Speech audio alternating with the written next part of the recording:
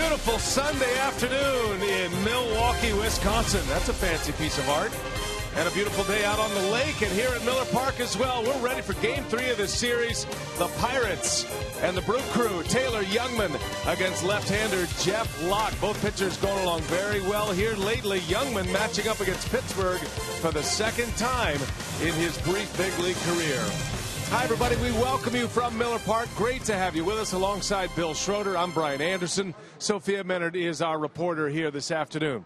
All right, Taylor Youngman's been quite a story, right? He has coming off the first and only complete game of the season against the Los Angeles Dodgers. That was a week and a day ago. We continue to be impressed by this rookie right-hander. And we've got to stop being impressed because this is kind of a commonplace good starts for Taylor Youngman. 7 starts, and in 6 of them, he's given up 2 or fewer runs. Outstanding work, and probably the best job of the season so far for Youngman was that start against the Dodgers, where the Brewers stayed to a 7-0 lead before he gave up a single run in the 8th inning. 3 double plays helped him, but was able to keep the baseball down. A very good curveball, and certainly a complete game that he only needed 100 pitches. That was the amazing thing. Only 100 pitches, I think. Those 3 double plays helped him. So Taylor Youngman 4-1 right now and a .215 earned run average. Impressive stuff. Well, you got to have Ben Sheets on a list, and you got to have Willie Peralta on a list. Now you add Taylor Youngman, and those 3 pitchers, since the Brewers entered the National League, the only 3 to throw complete games in their rookie season. Can he do it again here today? It's the Brewers and the Buccos. Sophia has more on the tall Texan, Taylor Youngman, as we continue from Miller Park.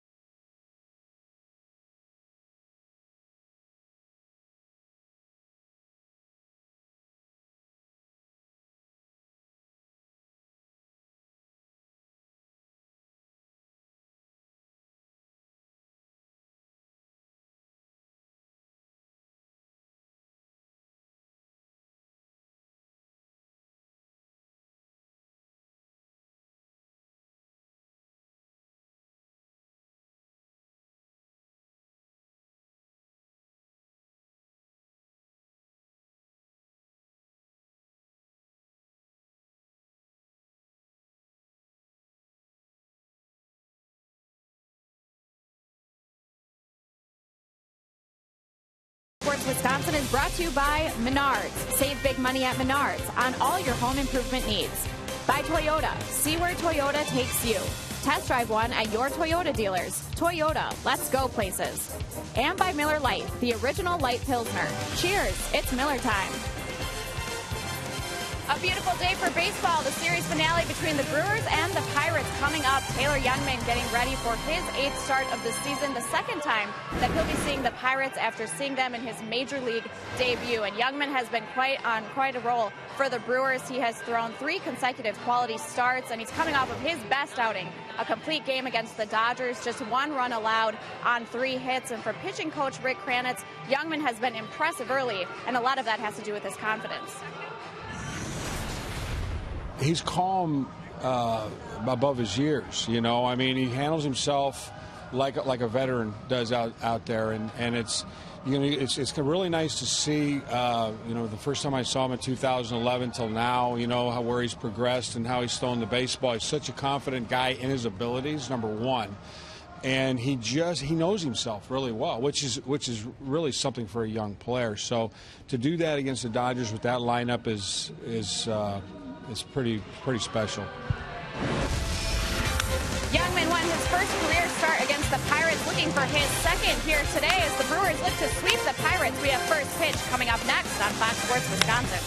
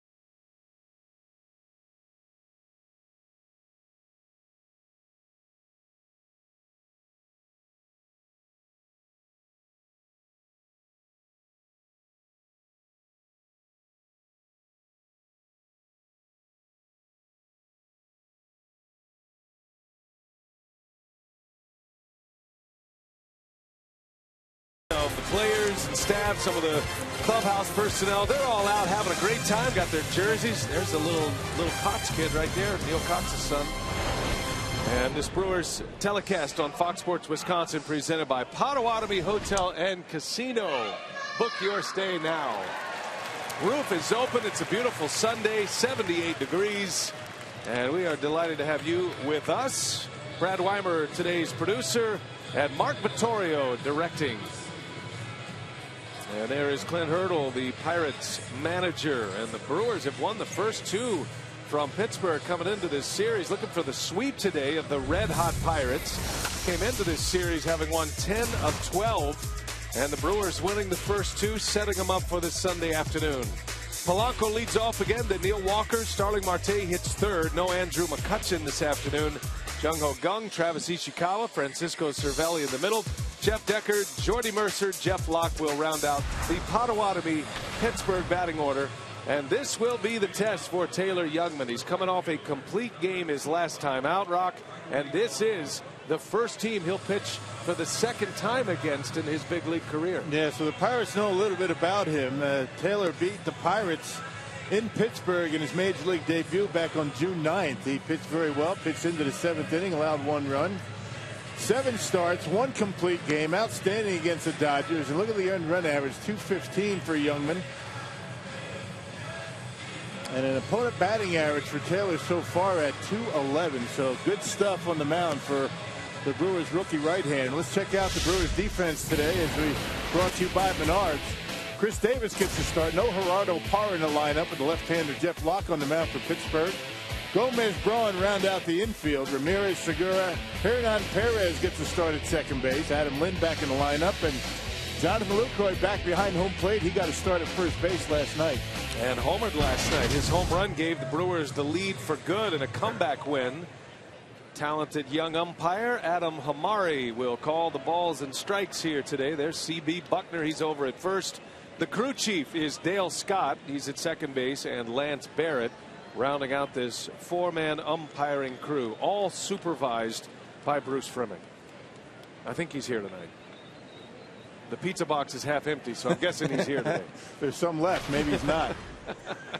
Here's Gregory Polanco to start it. Polanco, Walker, Marte, first 3 up for the Pirates as Andrew McCutchen gets the day off. And Taylor Youngman ready to deliver. The first pitch of the ball game is a fastball strike, and away we go. Youngman coming in at 93 miles an hour with his first offering. He typically sits around 90 to 91, something around there, even down into the high 80s, but been throwing harder as a big leaguer. That's 94, and that's a line drive out. So Youngman throwing hard right out of the blocks, and one away on a liner to left by Polanco. Yeah, we saw that with Jonathan Broxton. Broxton got it up there at 97 miles an hour coming out of the bullpen. You know, Youngman making a start with 8 days rest, so you got to figure he's going to be feeling pretty good. You wonder about his command, but he did throw a side session, so we'll see how it works out for him in the beginning of the game today. A complete game effort against the Dodgers was last Saturday. Gave up just 1 run on only 3 hits as he pumps one in there on Neil Walker, and he throws that one at 95 miles an hour. So his first 3 pitches, even one better than the last. Haven't seen Youngman ride in the mid-90s very often in his previous 7 starts in the big leagues. And it's been consistent. Another one at 95. He's been living around 92, 93 with the fastball. With that very good curveball. 4-seamer, 2-seam fastball for Youngman. Neil Walker, switch hitting second baseman, strike 2 on him.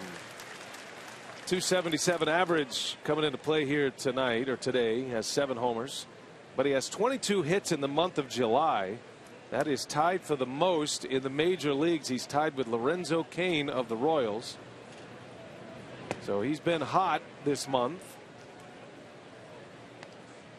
Pirates are going to see Lorenzo Cain and the Royals tomorrow. They are headed to Kansas City after this ball game this afternoon. Clint Hurdle's former team, the Kansas City Royals, and 2 playoff teams last year matching up. Brewers would love to send him there with a sweep. And a called strike. Youngman back in there with a fastball, and down goes Walker. 2 up, 2 down. First strikeout for Youngman. Yeah, must have been looking for that curveball. He had a good curveball against the Dodgers last time out. Not sure how many he threw against the Pirates in that debut back in June, but that one clearly catching a lot of the white of the plate, and Neil Walker just watches it go by.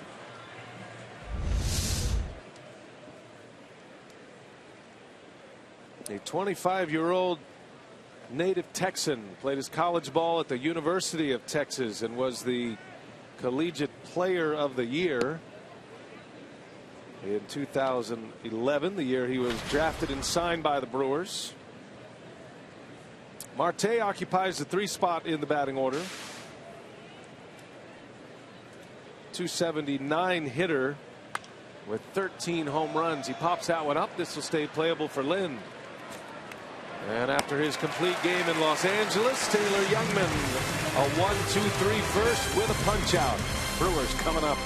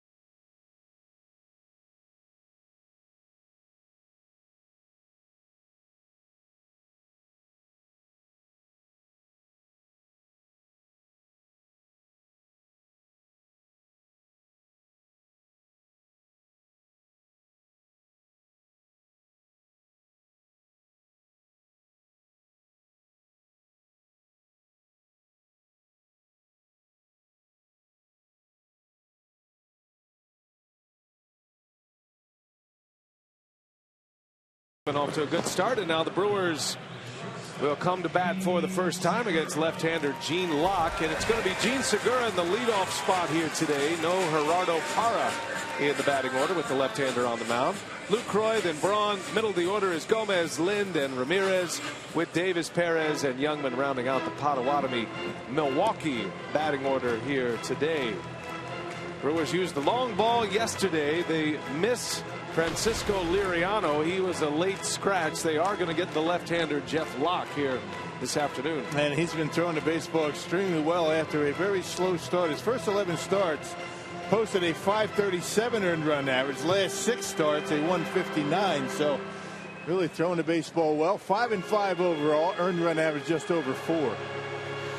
Milwaukee has been navigating the ace waters here recently. Think about it. They missed Cueto in Cincinnati, missed Greinke and Kershaw in Los Angeles, and are going to miss 2 All-Stars, Garrett Cole and A.J. Burnett, here against the Pirates. And yesterday, Liriano, one of the best left-handers in the game, was a late scratch right before first pitch. So Brewers catching a little luck with mound opponents here recently. Well, they always like to see those guys pitch when you play against them. Segura grounds to Gung to start it, 1 away for Locke. The Brewers aren't going to do much complaining about missing guys like that. Let's check out the Menards Pirates defense today. The Pirates have turned the most double plays of any team in the National League. Got Jeff Decker, Starlin Marte, and Gregory Polanco in the outfield. John Mercer, Walker, and Ishikawa. Travis Ishikawa gets a start at first base. No Pedro Alvarez today, and Francisco Cervelli back behind home plate. Former Brewer Ishikawa and World Series hero from last year hit a 3-run walk-off home run for the San Francisco Giants in the World Series. There's Lucroy, takes a strike. Lucroy had a big home run yesterday. Got some of his family here. His dad's in attendance. Hit a 2-run home run to break a 3-3 tie. And that one's in the hole, and it eats up Jordy Mercer. Tough hop for him. Unlikely he throws him out anyway, and Jonathan Lucroy is aboard with an infield hit. Well, a little bit down on the end of the bat. Locke has some good movement on the fastball, just out of the reach of Mercer, and you're right. There's no way you're going to throw out even Lucroy getting down the line at first, off the heel of the glove. Pirates a little bit shaky in yesterday's ball game. Mercer made an error. Brewers had a very slow start to the game yesterday with 2 errors in the first inning, but really tightened it up after that. Yeah, the Pirates committed 2 errors as well. There were some hit by pitches. There were wild pitches. It wasn't a pretty game by any stretch. There were some great moments, but it was a nice comeback for Milwaukee, who spotted the Pirates 3 early runs as Braun swings at the first pitch. Mercer fires that one to second. Walker the turn in time. That was an impressive double play with a speedy runner going down the line. Inning over.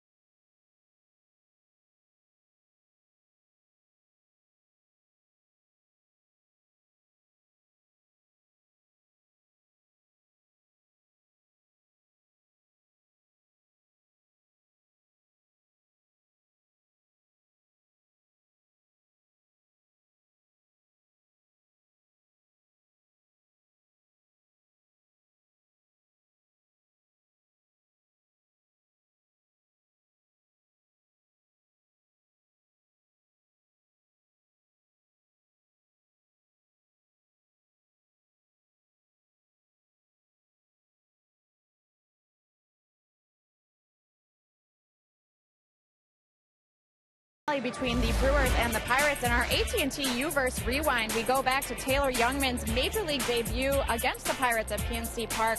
A strong inning for him, 7 innings, 3 hits, just 1 run allowed in that outing. His first big league strikeout against Andrew McCutchen, so it was an impressive outing for him. And now that he is seeing a team for the first time in his career, talking to pitching coach Rick Kranitz about that, he said the first time that hitters see him, the way he throws across his body, it's a very awkward delivery, so they're eager to see what adjustments the Pirates hitters make against him. But he said the stuff that Taylor Youngman has right now, you want the team to swing. He says he's throwing that third pitch so successfully, that changeup. So he says he feels that the way Youngman's throwing the ball, he's really only going to get in trouble if he's walking guys or getting himself into trouble. So if he stays ahead, pounds the zone, they feel good about Youngman today. Well, he's been doing that quite a bit. I mean, pounding the strike zone, has not walked more than 2 batters in any one of his starts so far this year. Been outstanding. A very interesting case study when you look at Jimmy Nelson's first couple of starts against the Pirates. He came up with that curveball, did a very nice job, but then the following start the Pirates got to him and chased him early. So we'll see what kind of adjustments Youngman makes and the Pirate hitters make. At a 9-pitch first inning, retired the side in order as he continues to pour that fastball in for strikes. So Youngman now with 12 pitches, 8 of those for strikes to start his day, and he's throwing as hard today as we have seen him this season since his first big league start back on June 9th in Pittsburgh. There's a little changeup from Youngman. Jung-Ho Kang leading off for the Pirates. He homered against Fires on Friday night. The lone run for the Pirates on Friday. Into right field, Braun will watch it bounce. A base hit right off the end of the bat. And Kang is aboard with a single. Leadoff single for the Pirate third baseman.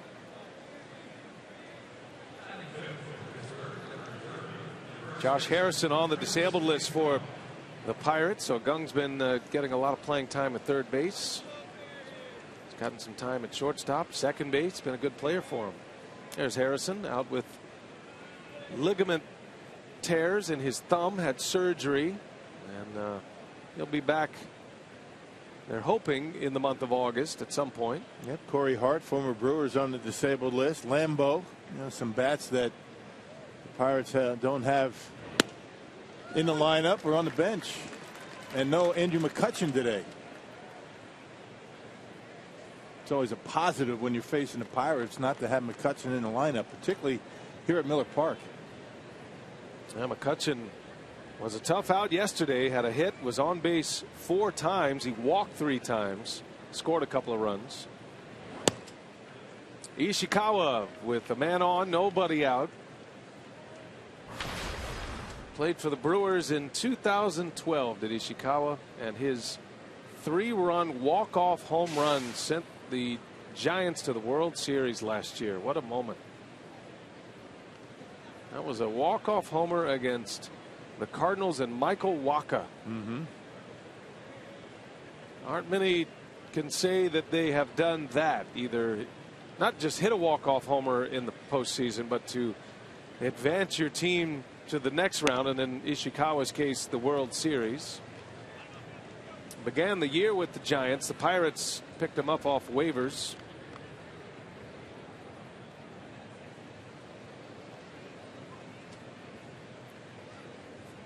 He's bounced around a lot. He's an excellent defensive first baseman. Giants had him playing in the outfield a lot last year, left field. And he hits that one hard into left field. Long run. Davis on the run at the track. And makes the catch.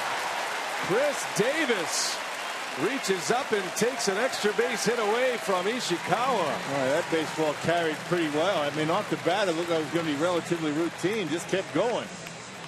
This Davis, not sure he was going to be able to catch up to it. He's playing a little bit shallow and toward the line. Having to go straight back. Made a nice catch in front of the wall. A lot tougher a catch than it looked. Over the shoulder, never takes his eye off the baseball, knows exactly where he is on that warning track and hauls it in. Beautiful play by Davis, who had a pinch hit home run in last night's game. getting the start here this afternoon. He was originally in the starting lineup yesterday, but the pitching switch with Liriano out and Vance Worley in sent Davis to the bench yesterday, so he's glad to get a start here this afternoon. Yeah, he and Hernan Perez, or I should say Gomez, Hector Gomez, was in the starting lineup yesterday. Didn't get an opportunity to play because of the pitching change. It starts out well here today with a nice catch and left. One away for Francisco Cervelli.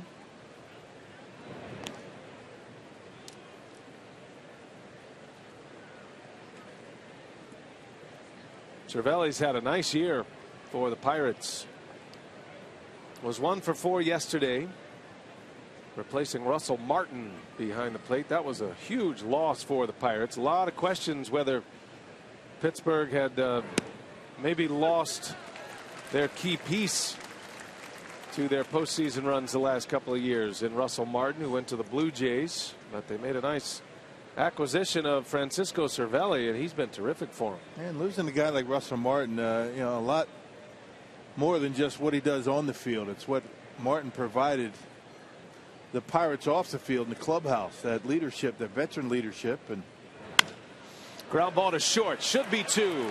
6-4-3 double play, and Youngman, who got 3 double plays in his complete game against the Dodgers, has one early here today against the Pirates.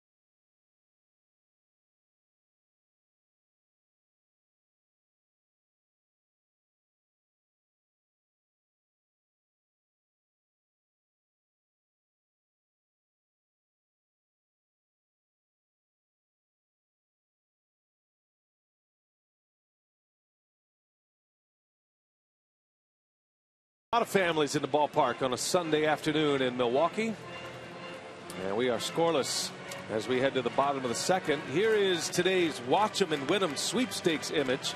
Log on to foxsportswisconsin.com, click on the Watch 'em and Win 'em banner on the homepage to officially enter. And if you're not a winner today, tune in again tomorrow for another. Check that. Tune in again Tuesday for another chance to win. We're giving away great prizes during every Brewers broadcast in July. yeah, tomorrow's an off day. Off day. Rock and I will be here. We'll be practicing, working on a few things. I will be here, actually. We got the fantasy camp reunion game on the field here at Miller Park tomorrow. I'll be up here calling that game. Just practice. To no one. Extra work in. Into a tape recorder. Old school, the Radio Shack. Carlos Gomez leads off, takes strike 1 from Locke. Already seen a couple of 6-4-3 double plays in this one. Locke got Braun on a double play ball to end the first. Look out. Gomez takes one up and in. Yeah, Jeff Locke making start number 10 against the Brewers. He's 4-2 at .346 earned run average, and he's already beat the Brewers twice this year, 2-0. Locke was an all-star in 2013. Had been up and down the prior 2 years, 11 and 12. Didn't get a whole lot of time in the big leagues. And then 13 was his breakout season. Started the year with a 9-2 record and a 2.11 ERA, and made the All-Star team. And then things kind of fell apart for him in August and September. So much so he wasn't even on the Pirates postseason roster. Ended up pitching out of the bullpen. Ended up 10-7 that year. Yeah, great start, but again, you know, second, third time through the league, guys started to get to him. I think that's something that Taylor Youngman's going to have to navigate his way through. Adjustments. Hitters are going to make them. Pitchers have to do the same.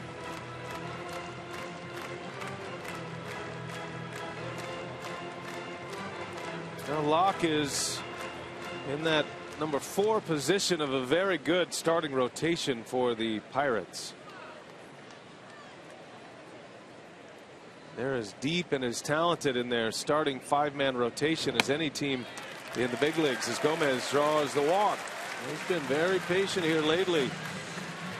Pitcher's trying to see if he'll chase on the corners. You see Gomez cleats today?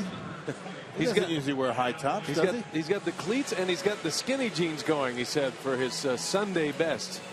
He doesn't usually wear the high tops. And the tight pants. That's something new.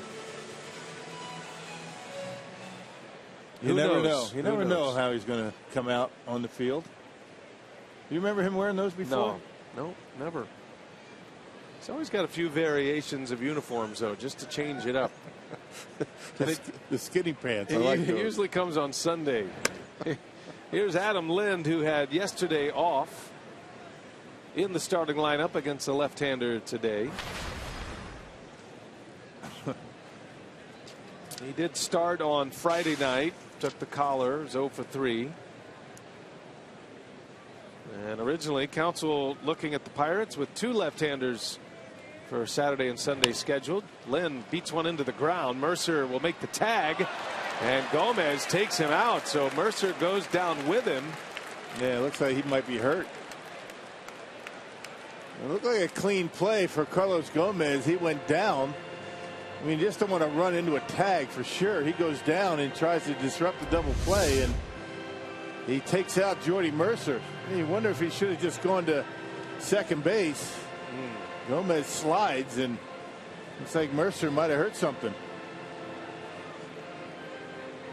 Well, that knee, that left knee, that does not look good. Knee to knee. And now Gomez will head to the dugout as well. He's limping a little bit. Not sure if he's injured or not. But as he takes out Jordy Mercer. I guess Jordy Mercer didn't think that Gomez was going to slide, so his tag was a bit high. He wasn't really bracing himself. Gomez goes down and takes him out. He feels bad about it. Not only the fact that he's feeling a little bit of it, but he's hoping probably it hadn't hurt Jordy Mercer right on the knee. Gosh, that looks bad for Jordy Mercer. He's still down.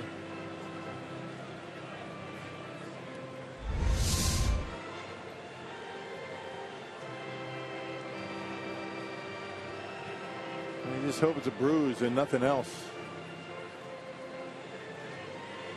Gomez looking on with a concerned look on his face, and they're, I assume, checking the stability of that knee.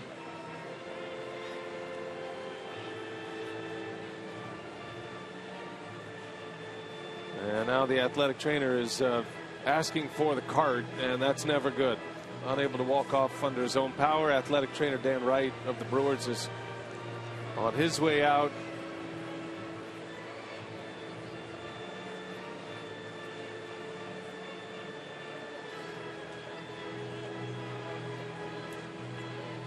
It's been a tough year for Jordy Mercer. He's had some injuries. Got hit in the chest by a pitch earlier this season.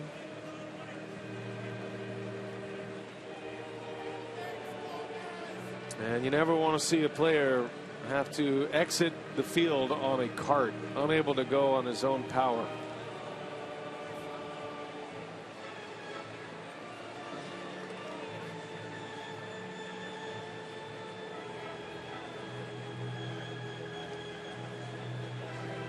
Yeah, that's the thing with those defensive shifts. Guys are a little bit out of position, not sure how to turn that double play. I guess it's one of those things where Mercer felt as though he's better off making a tag on Gomez and making a throw to first as opposed to flipping it over to Gong. Gong was going to be there. That was an option, but you know, the fact that he went down to make the tag is why that accident happened out there at second base. There's a little bit of an awkward play with the shift.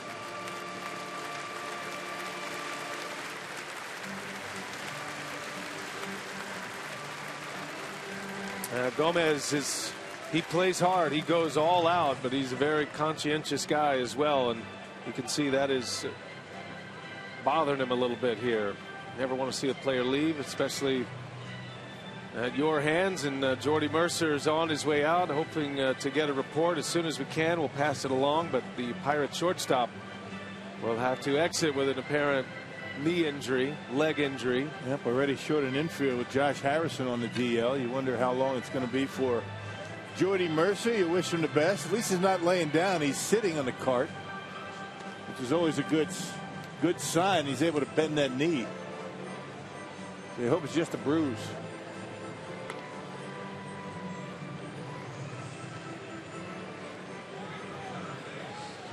So the Pirates will make some changes here. Sean Rodriguez comes in to play third base, and that's going to move Gong over to short.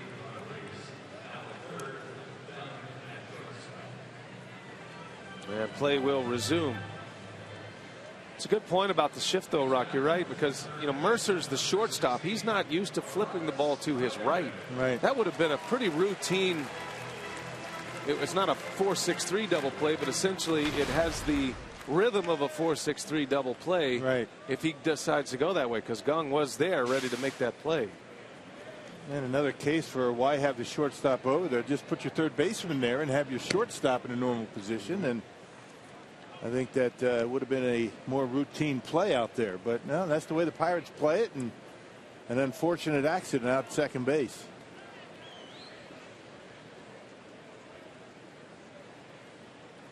Aramis Ramirez with a runner at first. He had a solo home run in yesterday's game. Ramirez now with 11 homers this year, 41 driven in. And he's gotten hot in the month of July, hitting .357 in July in 13 games this month. Yesterday against Guerra, and he knew it. Watched it all the way. Powerball home run number 11 for Aramis. Off to a very slow start this year. That's probably typical for Ramirez, but he has been red hot. There he goes again. And a bullet back up the middle, a base hit. 2 on with 1 out as Ramirez singles. And doing it against a guy that he was only 2 for 20 against coming into today's game. And got a fastball up out over the plate and hit it right back at him and into center field.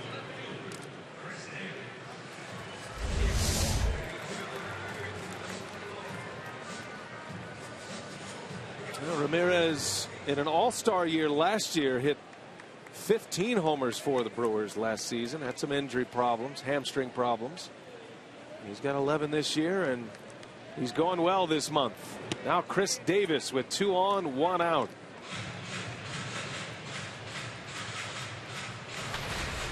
Another one of the Brewer home run hitters in yesterday's game, using a long ball effectively yesterday for Milwaukee. Davis did it as a pinch hitter yesterday.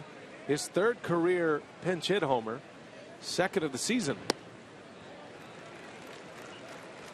And he took the left-handed starter out of the ballpark on a 2-strike pitch.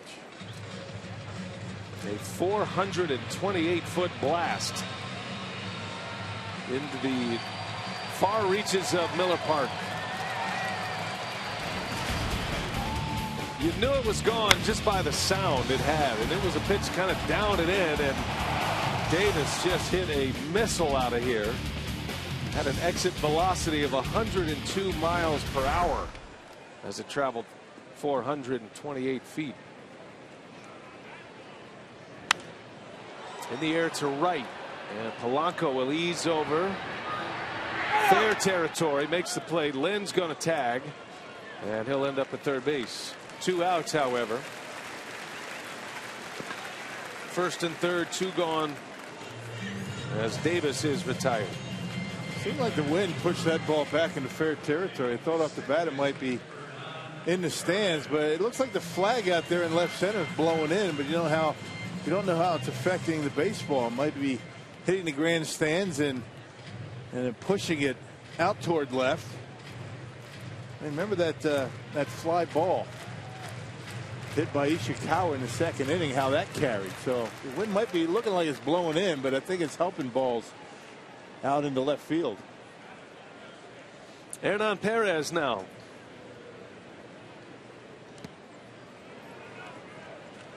Perez finished the game last night at first base. Had 1 at bat and had a double in last night's game. He just continues to impress. Swinging the bat so well. Got to give a lot of credit to Darnell Coles, the Brewers hitting coach, John Shelby, assistant hitting coach, and give credit to Perez himself. He realized, he'd gotten into a bit of a batting cage type swing. That's the way Craig Counsell puts it, and not getting a whole lot of playing time with the Tigers. Put in the work, and he's getting great results for an extended period of time now.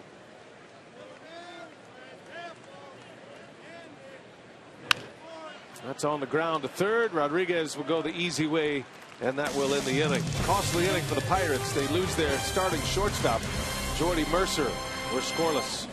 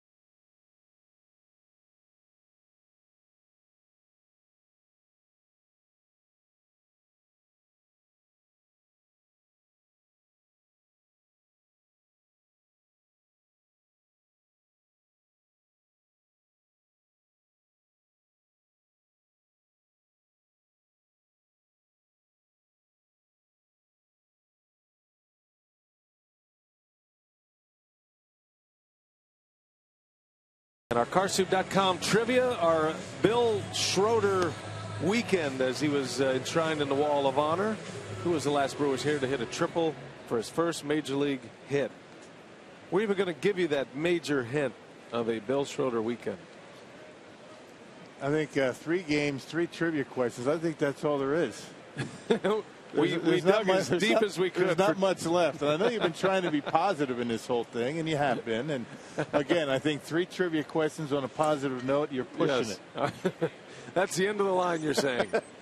There's nothing left. It's been a fun weekend here. Started with a great night on Friday night as Jeff Decker takes strike 1 from Youngman. Yeah, can't thank you all enough. You made me feel special this weekend, and special thanks to everybody down in the production truck. Brad and Vito, everybody down there.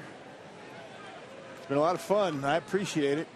Well, I know you're getting uncomfortable with all the attention, so this will be the last day that we rain down on you. Yeah, it's time to get back to normal. Start giving me a hard time. I mean, kind of uncomfortable with that too. There's a strike from Youngman. He's got the fastball dialed in today.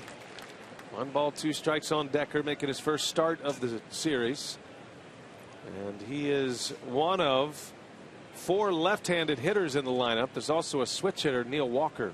So 5 of the 9 will bat off the left side against Taylor Youngman.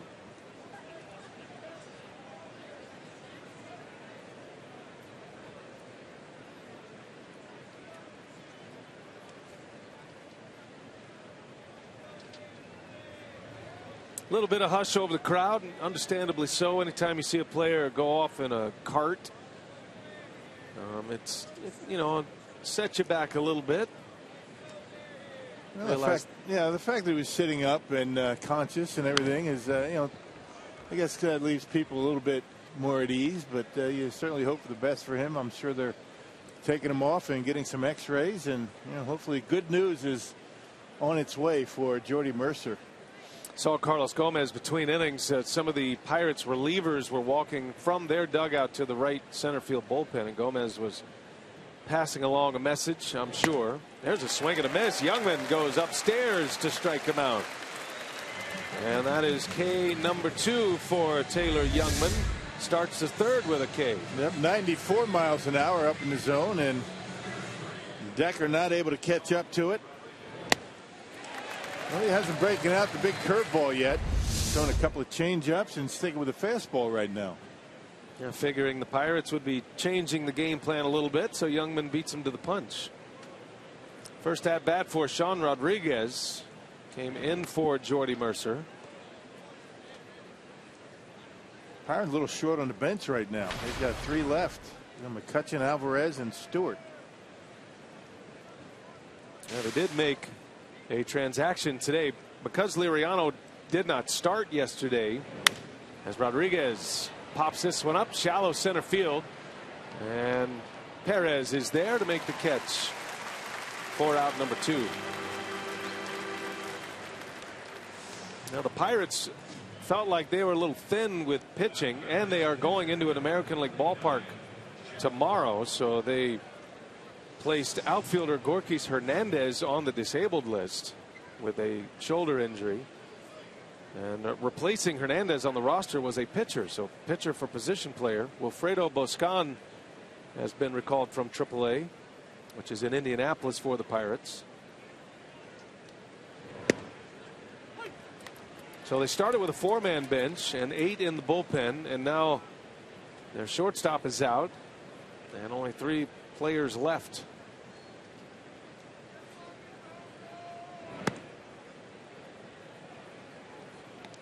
Locke batting for the first time. The Pirate pitcher has 2 hits this year, has driven in a run. That hit, one of those hits in the RBI, came against Milwaukee. And it's 1-2.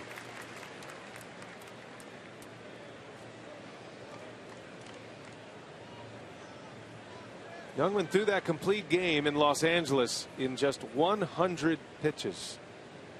Never had an inning where he threw more than 14 pitches. And a curveball missed. Everybody's starting to run off the field except for home plate umpire Adam Hamari. Pretty good pitch. I think the first curveball he's thrown. Yeah, it's always good to break one out for the first time against the pitcher, just to see where it is. The pitcher at the plate, I should say. Seen the Brewers do that a lot. If you're trying to save a pitch, sometimes you're forced into using everything you've got before you get to the pitcher spot. Skipped it in, walked him. So Youngman's first walk is against Jeff Locke, his mound opponent. Had him buried in the count. That'll burn him up a little bit. Again, walks haven't been an issue for Youngman so far in his first 7 starts. He hasn't walked more than 2 in a start so far this year. Matter of fact, he's only given up more than 2 runs once in any start this year. Gave up 4 runs in a start against the Rockies. Yeah, that was in Colorado, and you wouldn't call that a poor outing by any stretch. 4 runs in that ballpark will certainly keep you in a game. Mm-hmm. He's been good every time out, and he was great his last time out. That was a changeup that Polanco swings and misses.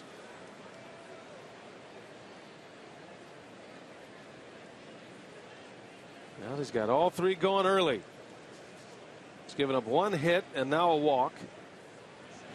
Polanco, a shot fair inside the bag, hits the sidewall, and the second baseman Perez will field it. That's going to be a double for Gregory Polanco. So a 2-out walk followed by a double, and now the Pirates with runners at second and third, and Neil Walker coming up. Yeah, you just can't walk the pitcher with 2 outs and nobody on. You walk him and then you bring the top of the order up.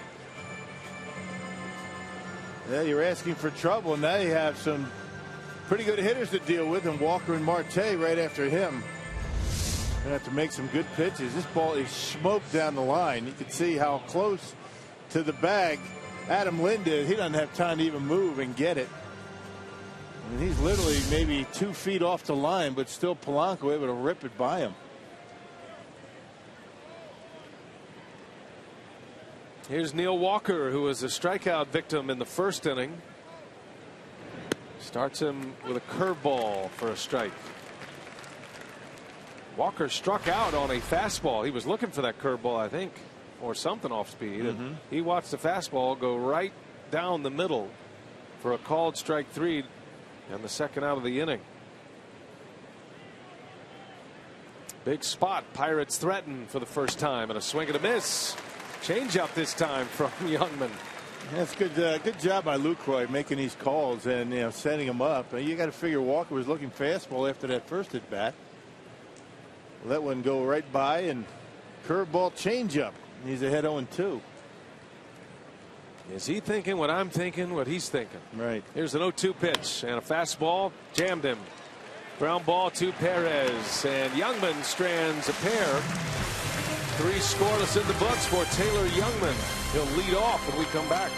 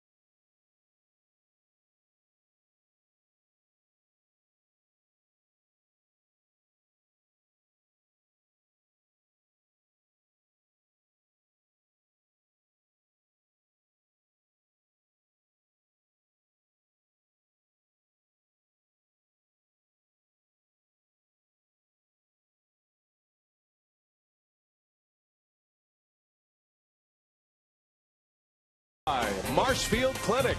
Don't just live, shine. By Piggly Wiggly, the official supermarket of Fox Sports Wisconsin. And by Hupy and Abraham. 800-800-5678. Hupy and Abraham. Tell them you mean business. Now, an amazing job by Taylor Youngman to put away Neil Walker in the third inning. Now, remember, last time up was fastballs. He took one right down the middle. This is just great pitching. Good job of setting him up. Curveball, changeup swings to it. Now he slowed the bat down, looking off speed, then busts him inside. I mean, that's just picture perfect way to set up a hitter. Good job by Luke Coy. Good execution by Taylor Youngman. 3 pitches. He gets the out. Strands runners at second and third. And now Youngman will lead off here in the bottom of the third inning. A strike from Locke.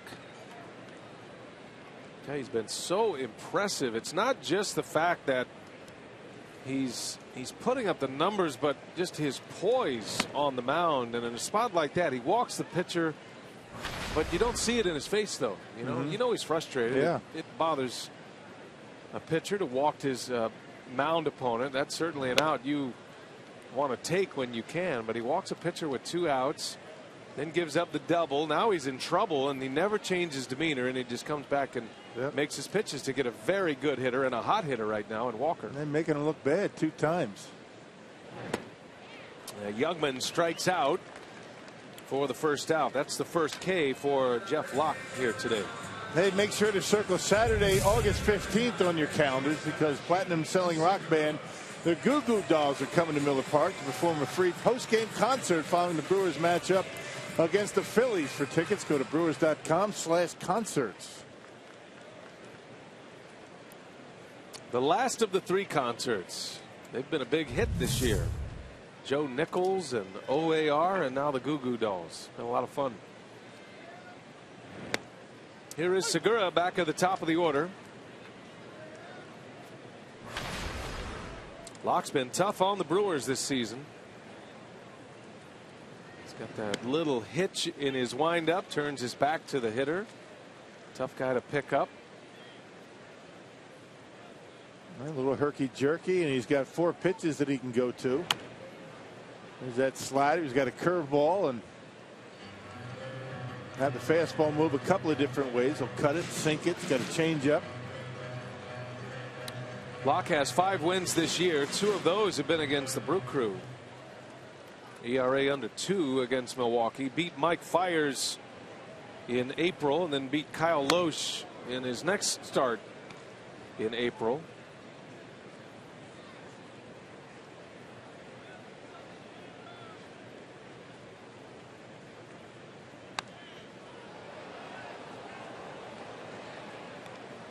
Segura last time up, grounded to third. That's how the game began offensively for Milwaukee. Segura back in that leadoff spot today.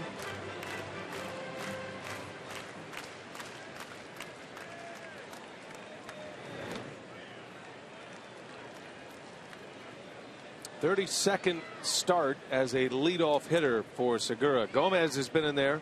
Parra has been in there most recently. Been a pretty good rotation, as far as position players for Craig Count. He's got some hot hitters.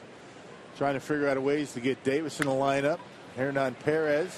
Tough play here for Gung. He winds it up and out at first, and they're going to take a look at this one. It looked like Segura beat it. Gung had 1 extra hitch before he threw it, and that might have gotten Segura a base hit. Oh yeah, that's easy. Not even close. C.B. Buckner at first base. I mean, that's about as easy as it gets. It's amazing. They even have to go to a replay on that. Now, this won't take long. Craig Counsell will challenge this call on the field, a call of out. I'm already putting down a hit. I'm with you. I'm going to do the same. This should take about 5 seconds. Well, good thing we have a man on that. Stats man Mike Faulkner has the stopwatch on the ready. This won't take long, though. The replay officials in New York, Chelsea, New York, at the replay center. There is a major league umpire assigned to this game. There are 8 umpires in the replay center, 2 4-man crews. And every crew has a rotation a couple of times a year, I think maybe 3 times even, through the replay center. And Dale Scott, the crew chief, gets the call, and safe is the call, and that'll be an infield hit for Segura. Yeah, baseball's got about 2 feet to travel after Segura touches first base, so a quick review, as it should have been. There was no doubt. And those aren't boos you hear. That is the crowd welcoming Jonathan Lucroy to the plate. 47-second review, Rock, officially. That'll help the average, as the call is overturned. So Lucroy with Segura at first.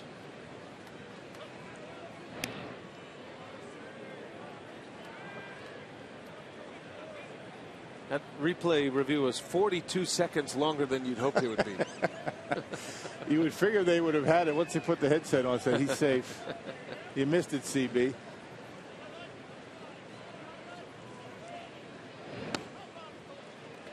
Well, we had Bruce Fleming on the air with us on Friday night, and we had a chat about the review process and the system, and he made a great point, and it's true. All umpires, they want to get the call right, and replay has allowed them to have a little bit of a net. When they miss a call, you get it right.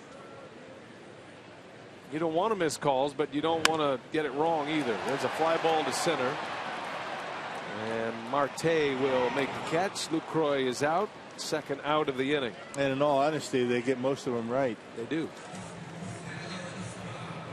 Yeah, I'm always amazed at how many they do get right. Yeah, bang plays. Yeah, bang plays. Very close. Sometimes they're too close to call, and not an easy job. Baseball is the only sport where the officials have to make a definitive call each and every time.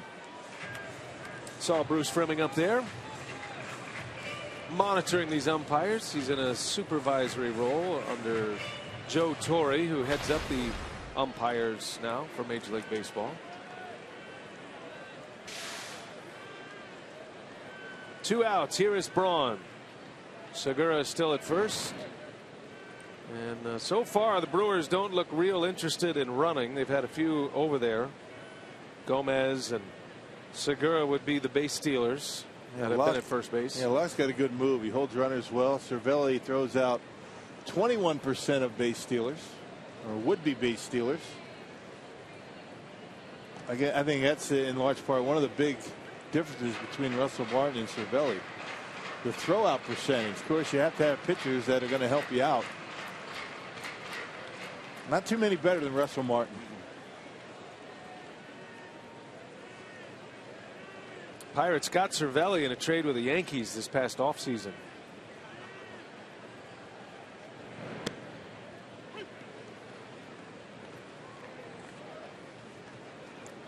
Braun swung at the first pitch his last time up. He bounced into a double play. He's one of the few Brewers that have had significant success against Jeff Locke. 8 career hits against him, including a home run. 8 for 24 lifetime now. Yeah, first three. Lucroy, Braun, and Gomez both have had good success. Lucroy now 7 for 19. I think a lot of that, having watched most of Locke's appearances against the Brewers over the years, a lot of that came early in Locke's career. 2013 and then 14.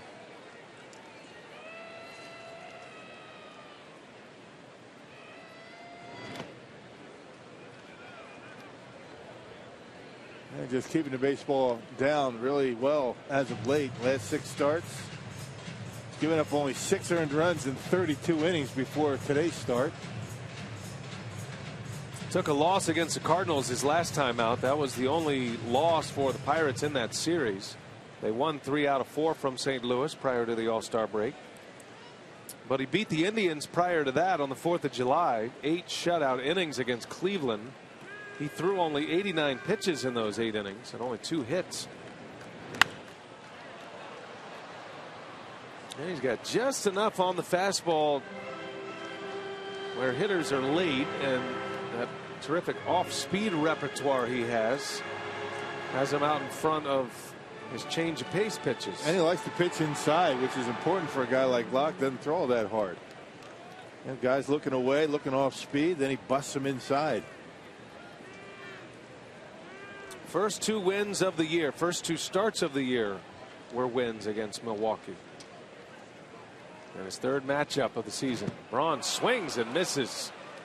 Down he goes to end the inning. Cervelli blocks it. And that will retire the side. Segura with an infield hit, stranded at first.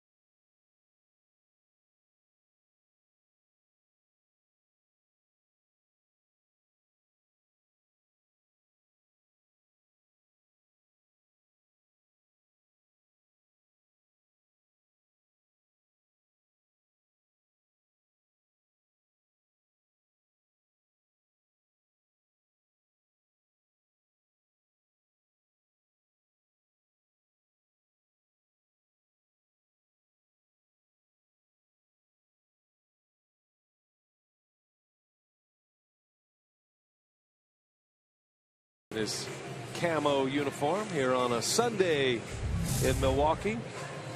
It is now time for you to tweet us your strongest fan photo. That'll have a consideration, I would imagine. Use hashtag WisDataStrongFan and you just might see yourself in an upcoming broadcast. It's brought to you by T-Mobile. We never got one of those Davis baubles, did we?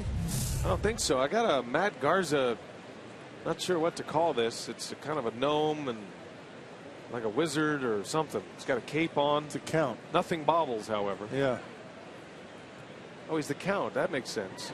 That's his nickname. Well, that's good. Like the Count from Sesame Street. Did you know that? You're intrigued by that, aren't you? I am. I mean, I haven't seen a. We can't call it a bobblehead, can we? Maybe we gave away. What is he? Give him in spring training the robes. Yes. All the starters. Game robes. Yes, the spa robes. Right. Right. It's a gnome. It's the Garza gnome with the what is that? A cape he's got on? Yeah. That's what I said. A cape. And you called it a Count. He's the Count. Well, I don't think it has anything to do with being a Count. I think it's a gnome. counts have capes. I think. Yeah, but so do but gnomes don't. Fly ball to right. That is down foul by Marte. Well, Count Garza joins the Brewers all-fan giveaway lineup.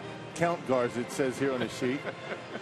On Sunday, August 2nd, the Brewers battle the Cubs, and all fans at Miller Park at a Matt Garza Garden Gnome, courtesy of Associated Bank. For tickets, call 414-902-4000 to go to Brewers.com. Yeah, it says here right on the box, the Count. And you know what? Gnome. When you get it, you can call it anything you want.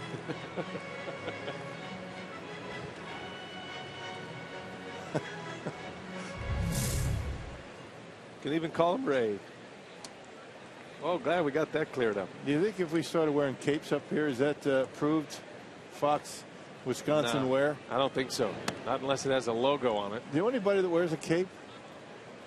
Our producer wears a cape a lot. Every year at Comic-Con, I think. And makeup and funny hats.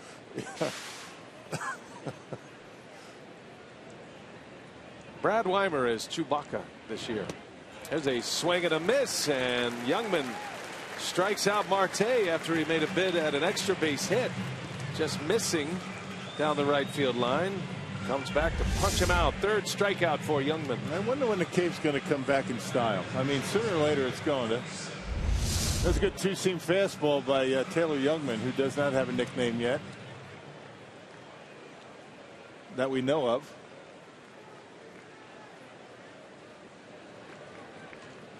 Youngman facing Gung now. And he fouls it away. Gung now playing shortstop after the injury to Jordy Mercer. If you're just joining us on the broadcast, the Pirates shortstop was injured in a collision with Carlos Gomez. Trying to turn a double play in the second inning. He had to exit on a cart. And Gung moved to short. Rodriguez at third. Right off the end of the bat, right to Youngman. Easy for him. 2 outs. It's that changeup. I mean, amazing. All three of them working for him. He's pitching with a lot of confidence. Pretty good for a rookie in his 8th start. I guess we have to stop being surprised at the success of Taylor Youngman. Now, this was a good test for him, though. This is the one game that I think the Brewers were, as Sophia reported earlier here today, that I think Rick Kranitz, Craig Counsell, everybody involved, curious to see how a team that Youngman is facing for the second time, you know, they're making adjustments, and how does Youngman counter? And so far so good as he works here in the 4th inning. It's been a changeup. They didn't see that changeup first time. Put that in their head, makes the fastball more effective. There's a changeup. I missed badly with that one. His fastball's been as fast as 95. That curveball as slow as 75. Changeup comes in there around 83, 84 miles an hour. That's a lot to handle for a hitter with the pitch velocities and those varying speeds. If he's commanding, and he is commanding well today. Yep, 95, 85, 75. That's a lot to deal with up the plate. A lot of strikes. 49 pitches, 33 of those for strikes. Here's a 1-2 to Ishikawa. Takes a ball. 2-2.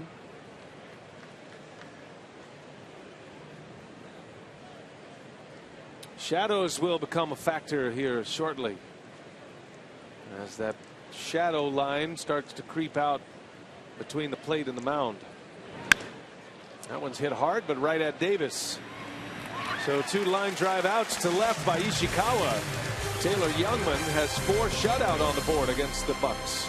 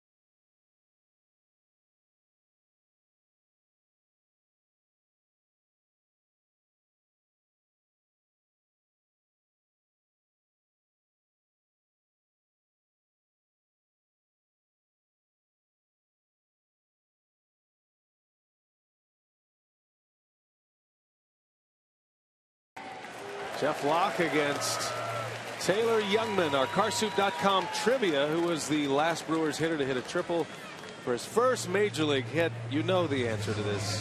1983, almost on this date. It was July 13th of 83. Bill Schroeder. Yep, never hit another one.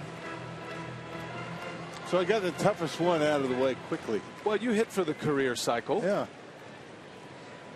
With your 1 triple. Speed wasn't my biggest asset. Carlos Gomez leads off, takes a strike from Locke. Gomez walked his last time up and then involved in that collision with Jordy Mercer as he pops this one up. Young out in the grass for the first out of the inning. This is the time of the game, the part of the game right now that if you're the Brewers, you want to try to get a run or 2 on the board, take a lead, because as good as the pitching is right now, it's going to become a little tougher when those shadows start to creep out. Yeah, it gets really difficult when the pitcher and the home plate area is in the shade, and then what you're looking at behind the pitcher is in bright sunshine. That's when it really gets tough. Not so bad right now. Pirates put the shift on once again for Adam Lind. I think the shift, more than anything else, led to the awkward positioning of that collision between Gomez and Jordy Mercer. So what the Pirates do now, they put the third baseman over there and not the shortstop. Now Rodriguez, the third baseman, is on the right side. That was a batted ball by Lind, a little slow roller out to that second base spot, but it was Jordy Mercer, the shortstop, who was over there. That's a fair ball, and Lind is retired. Ishikawa, an easy play to the back, 2 up, 2 down for Locke. Yeah, and it really makes sense to have your third baseman do that. That way you have only 1 guy out of position as opposed to 2. And you shift your shortstop over there, he's out of position. Then your third baseman is at short, he's out of position, and it makes sense to have the third baseman do that.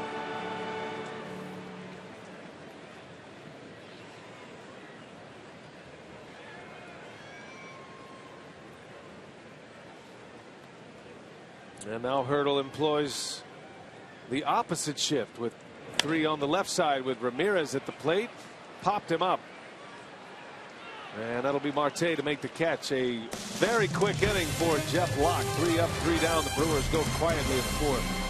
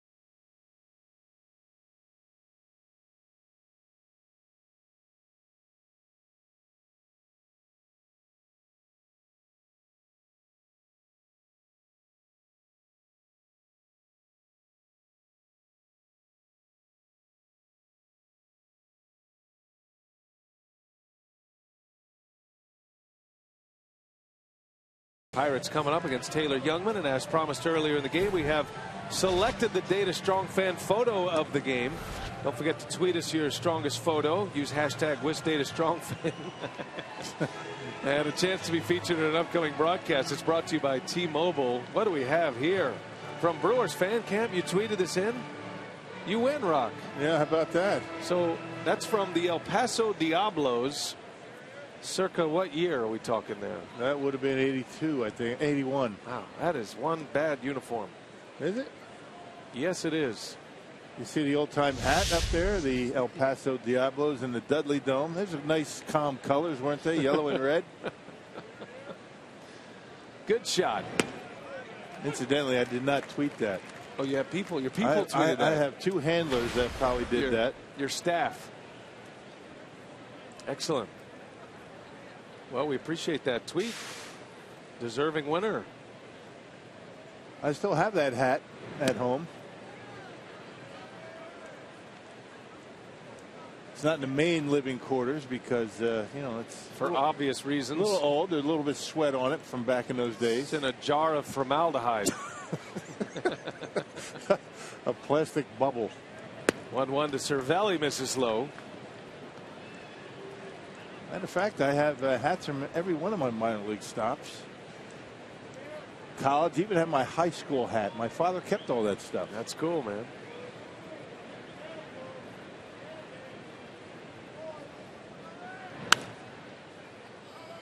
Two and 2 to the Pirate catcher leading off this 5th inning.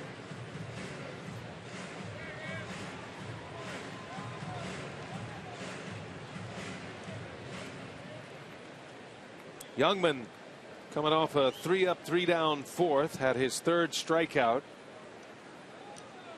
Ran into a little trouble in the 3rd with 2 outs with a walk and a double, but got out of it.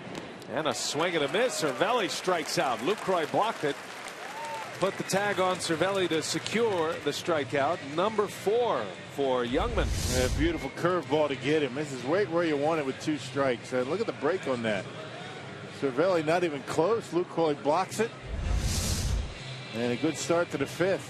Oh, he has been dynamite. And pitching with a lot of confidence, working quickly. All 3 of his pitches working for him. Actually 4 when you consider the 2-seam and 4-seam fastballs that he's been throwing. So it's 5 in a row for Youngman, his 4th strikeout. Here's Jeff Decker now. On the first pitch, center field, Gomez going back. Gomez reaches up and keeps it in the park. The ball is in play. Decker's on his way to third, and he will stop there. Boy, Gomez almost made an incredible catch. Came right down on his head. Yeah, the baseball really traveling pretty well. The wind conditions out here at Miller Park are helping everything in the air. Watch Gomez maybe jumping a little bit too soon. I think if he keeps going, he makes the catch, but it's hard to criticize. I mean, he went a long way to get that baseball. Deepest part of the park. And just off the heel of the glove, he got there, just had the glove in the wrong spot. Yeah, wouldn't have been out. Would have hit the top of the wall after looking at the replay. That'll be a triple, the first major league triple for Decker. Runner at third, one out for Rodriguez now. Speaking of the shadows, I don't know if you saw the replay, but Gomez from the sunlight into the shadow out there in the in front of the center field wall. Not sure if that had something to do with it. There's a pop-up. Segura fighting the sun and makes the catch. That one couldn't go on any better. Well, there's a big break with the eighth hitter popping up. Now you got the pitcher coming up.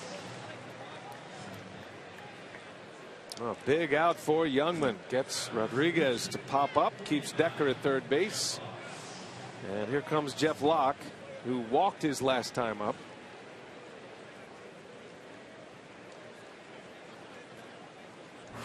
This is where you got to bear down. I mean, you're not out of it yet. How many times have we seen the pitcher come up with a big base hit against the Crew this year?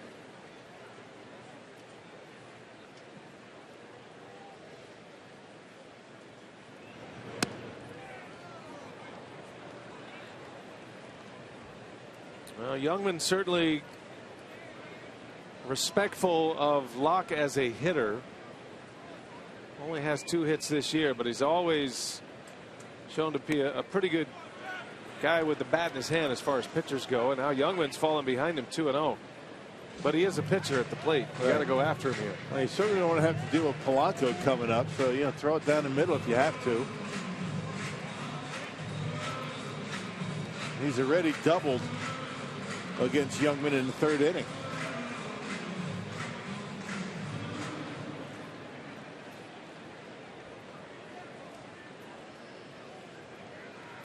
Two and 0 the count. Runner at third, and that one misses high. Ball 3. Boy, something about this left-handed hitter in Jeff Locke. Youngman's having a tough time with him. You lose your focus a little bit. You think it's automatic. You're going to be able to get him out. He throws strikes, and all of a sudden you get behind him.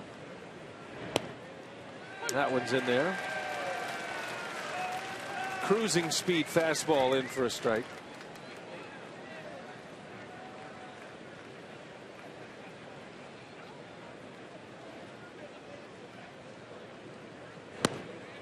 Strike 2.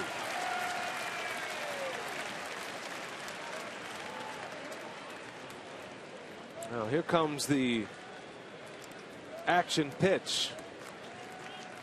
Dangerous hitter on deck in Polanco, who already has doubled today. The 3-2 and a swing and a base hit. Well, you could feel it coming. Yeah. Locke singles. In to score is Decker, and the Pirates strike first here today.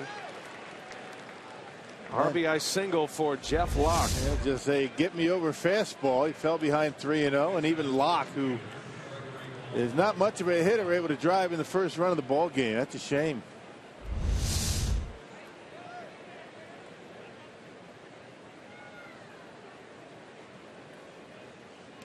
And now Youngman will deal with Polanco. First run of the game comes in the 5th with 2 away. That is the first hit that Youngman has allowed this season with 2 outs and a runner in scoring position. He's been very good in spots like this year. You fall behind the pitcher 3-0. Even he becomes a much better hitter when he knows that you have to throw him a strike.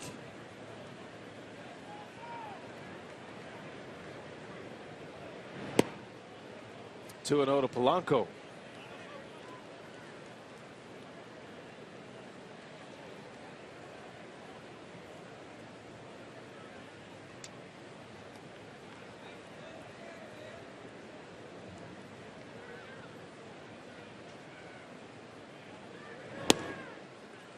Now 3 balls, no strikes. So suddenly Youngman losing command here in this 5th inning. Man, look out here. I mean, you know, Polanco's only got 3 home runs, but he packs a punch. He might be swinging on 3-0 here. Takes a strike.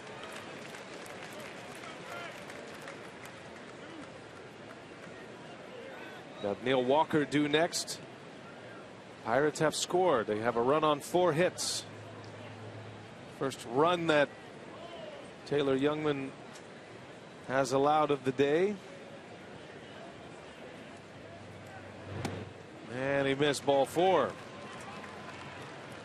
So 2 on with 2 away.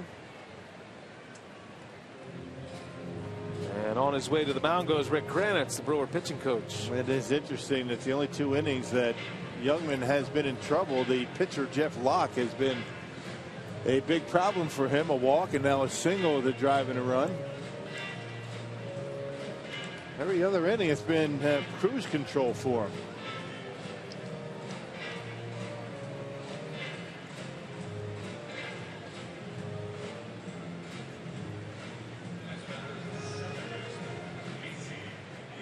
And once again, Neil Walker is up with runners on. He grounded out with 2 on in the 3rd inning, 2nd and 3rd in the 3rd inning. Stranded them both. 1st and 2nd here in the 5th. A run is in. 1-0 Pirates.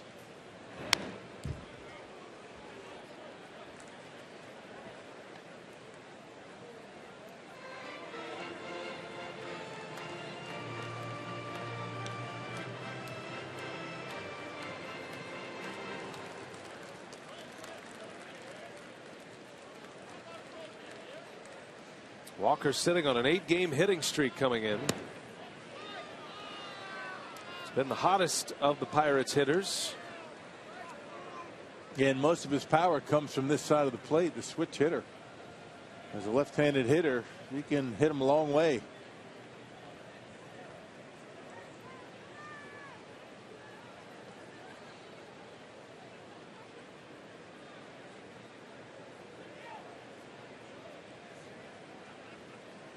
The Pittsburgh native Neil Walker. He was a star quarterback in the Pittsburgh area. And that ball is hit high and deep right center field. Gomez, long way to go. At the wall, he's got this one. Gomez leaping up against the fence. Makes the catch to end the inning. The Pirates get 1. But a heck of a play by Gomez to make sure it is only 1.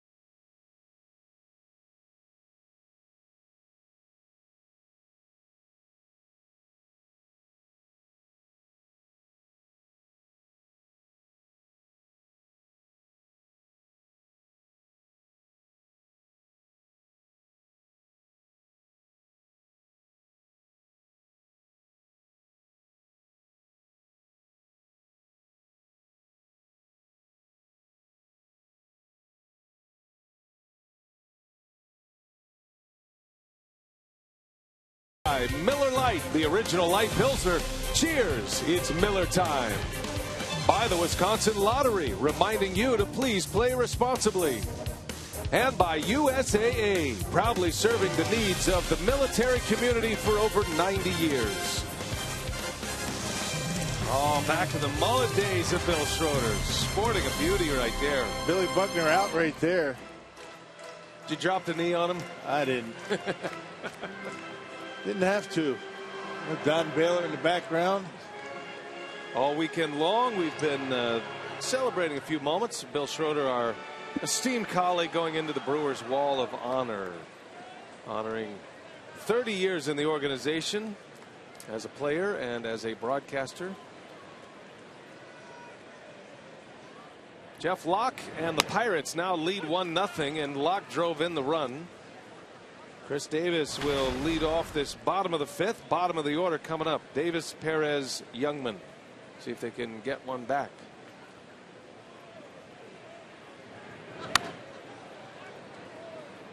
A lot of day games today across the major leagues.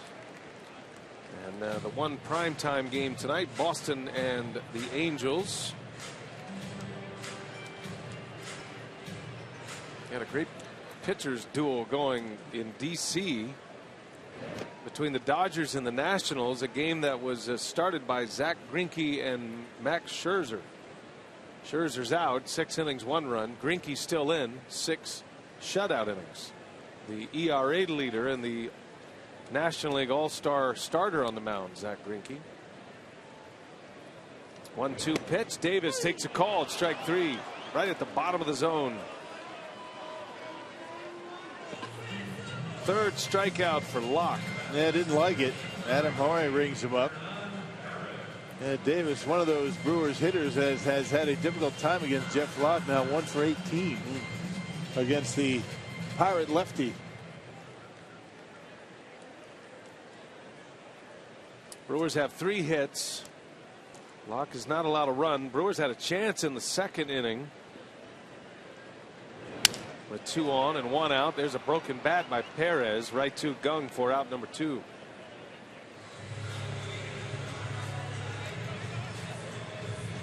So 2 outs for Youngman.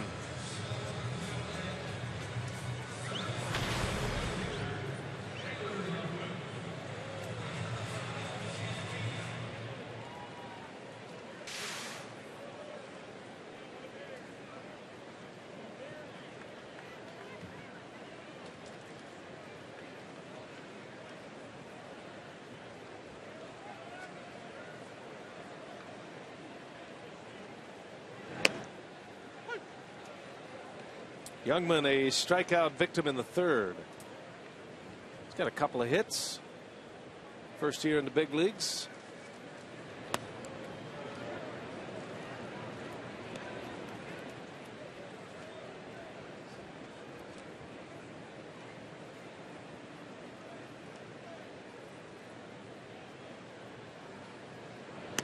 And that one just misses. Locke coming off a 7-pitch 4th inning. Retired the side in order. He's thrown just 8 pitches this inning. He's got Youngman in a 1-2 count. Up the middle, ranging over is Walker. And that's a 1-2-3 inning for Jeff Locke. So he has retired 8 straight. He drove in the lone run. We're headed to the 6th.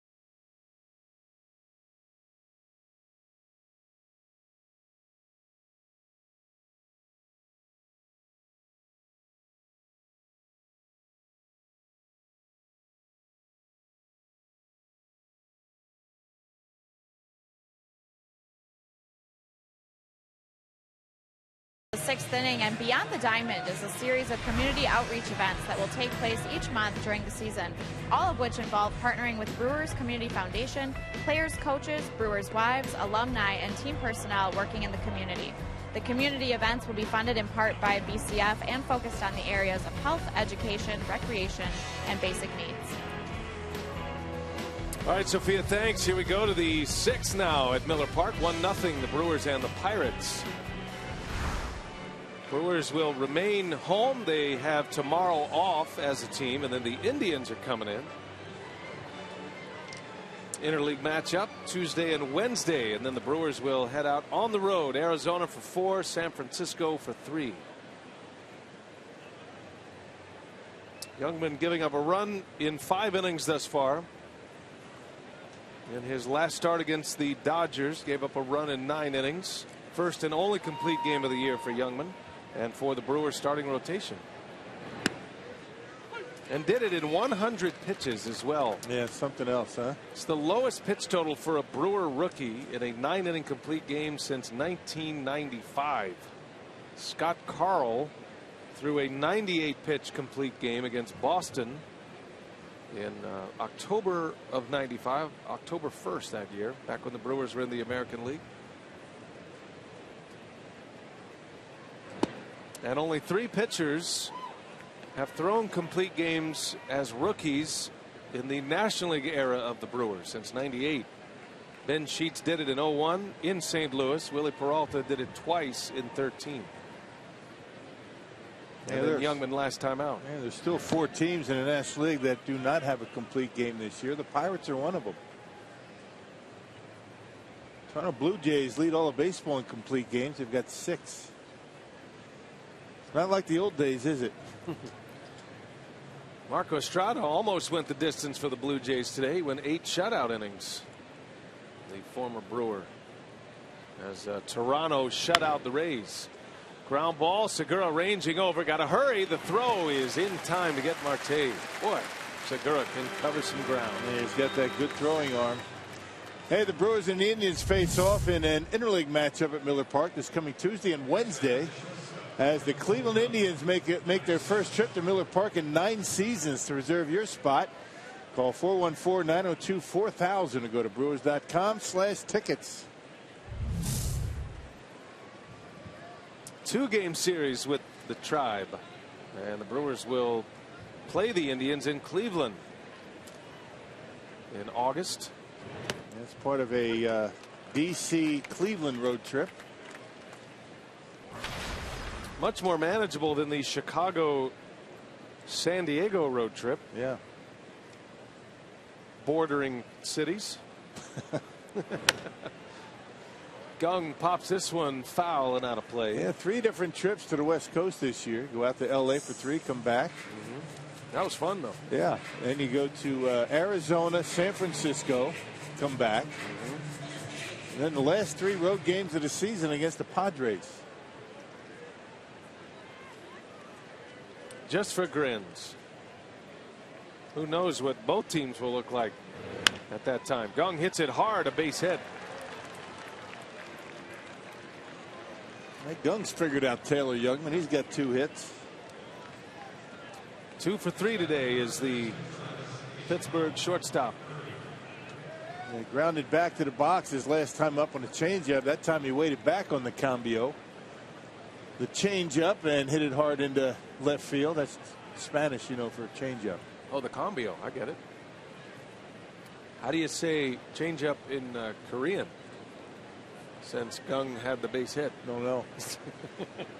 Because that really would have been next level, Rob. That would have been something. Next time.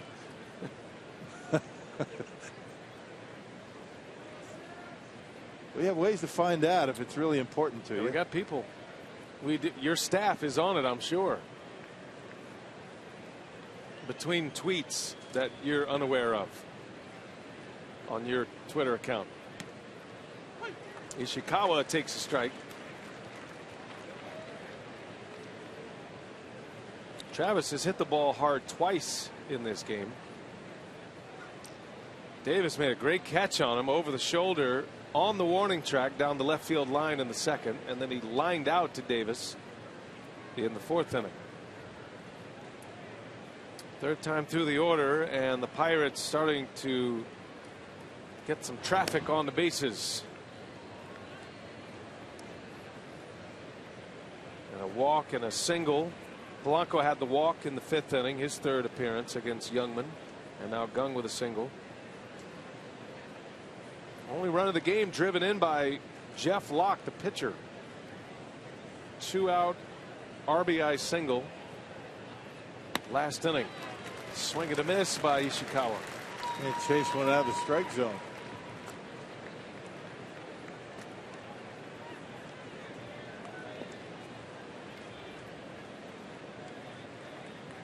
Oh, and 2 now.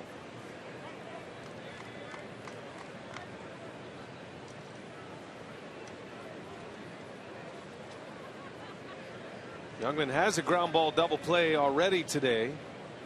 He'd love another one. Get out of this 6th inning. Top of the order is coming up for the Brewers. Trying to solve the riddle of Jeff Locke.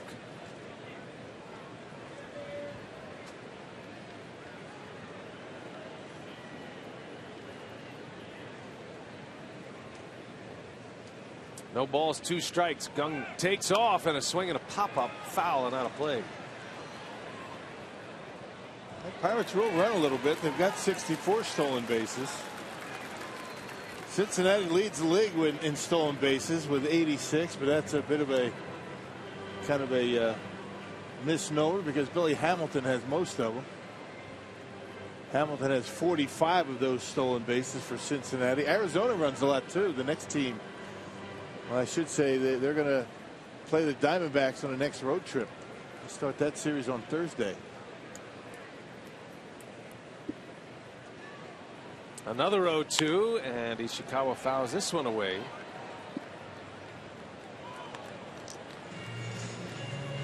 Pirates have 2 of the top 6 in stolen bases in the National League. Hurdle has Polanco and Marte that run a lot, each with 17 stolen bases. McCutchen normally is a stolen base guy, but he's not running all that well. He's had leg problems. Little jam shot right to Segura on a hop. He plays it, and they get the out at second base. I think if Segura makes the catch, he's going to have a double play there because Gung was in no man's land off first base. Right, wasn't sure he was going to catch it or not. So you catch it and turn the double play. Got to keep your eye on that baseball, and he was thinking that he might be able to get Ishikawa kind of jogging down the line, but that wasn't the case. You see where Gung is. If he catches it in the air, I think it is a double play, but it's a good exchange. If you're going to exchange, Ishikawa can't run all that well. You get a good base runner off the bags in Gung. Well, had a double play in front of him. Not sure why Segura laid back on it. Maybe didn't see it right away. The sun is a factor, especially for those on the left side. Third baseman, shortstop, left fielder.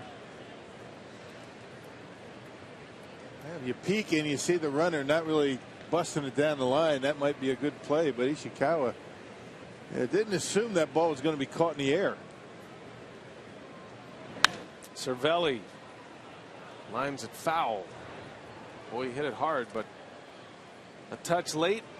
0-2 the count on the Pittsburgh catcher.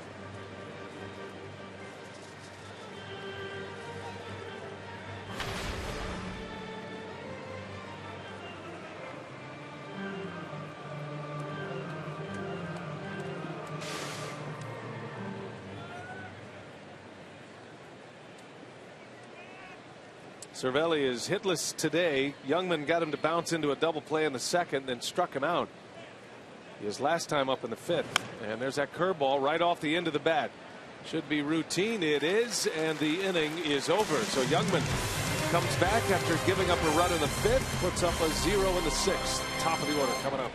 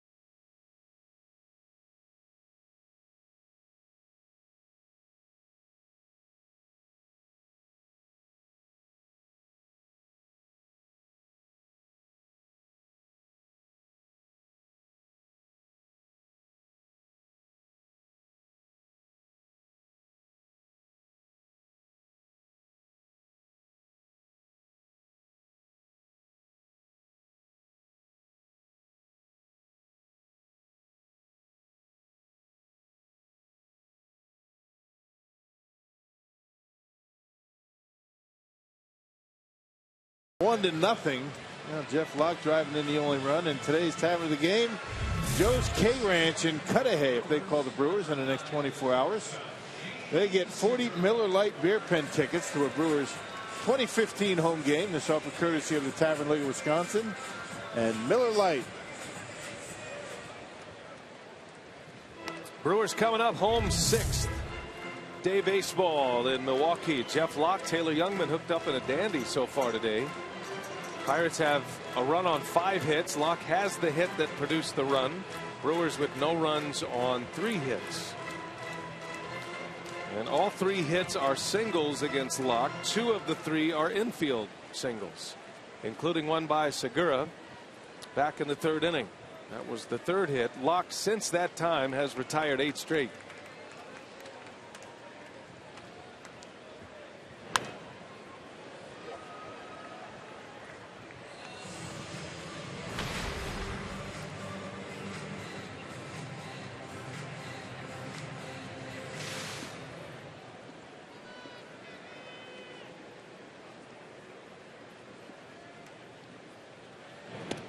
Way inside, gets back to the screen. Ball and a strike on Gene Segura, back in the leadoff spot here today. Trying to get on and utilize his speed. Locke's a tough guy to steal bases on, but you like some speed out there to go 1st and 3rd. You feel like hits are going to be tough to come by, and you want to be able to take that extra base and have a guy who can score on a base hit if he's in scoring position. And 3rd time through, Brewers have the top of the order up, and now's the time to get something going.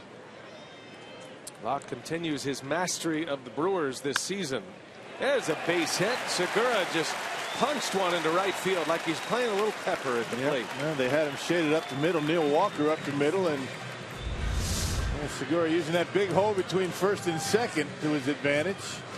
That's a beautiful approach on a pitch going away from a 2-seamer.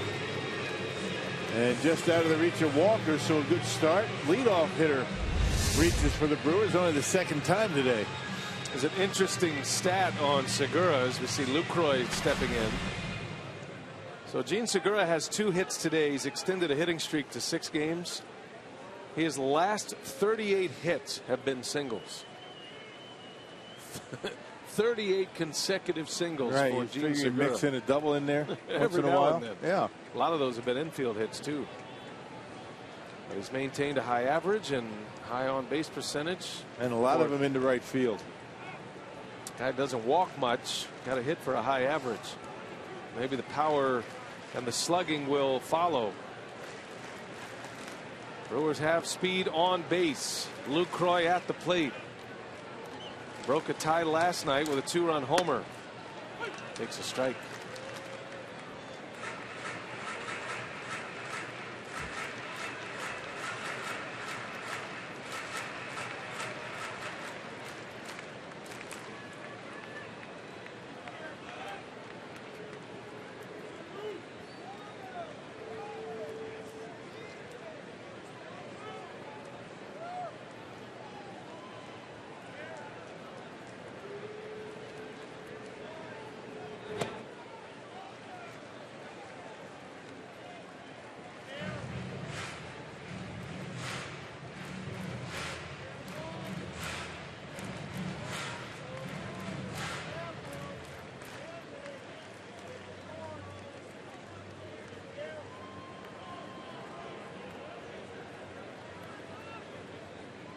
One ball, one strike on Lucroy.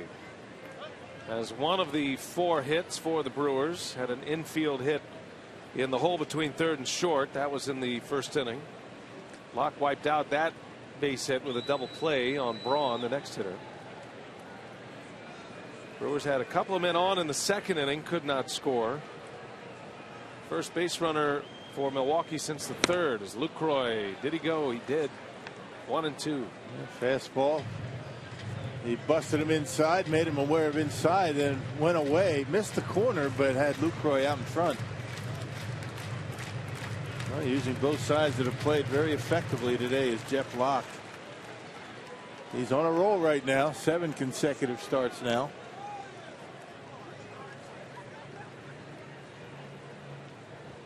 And a rotation fronted by Garrett Cole, an all-star A.J. Burnett, who will pitch tomorrow. Little jam shot. Ishikawa gloves it, fires it to second for one, and the return feed in time and a double play.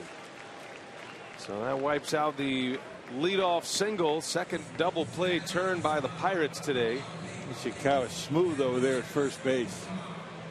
The advantage of having a left-handed throwing first baseman makes that throw to second much easier.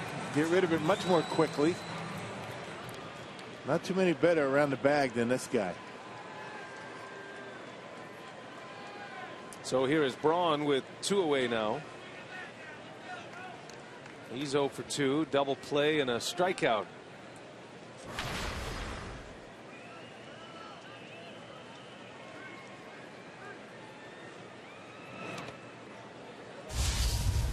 Powerball home run leaderboard. Ryan Braun with 16 on the season. Tied for 8th in the National League.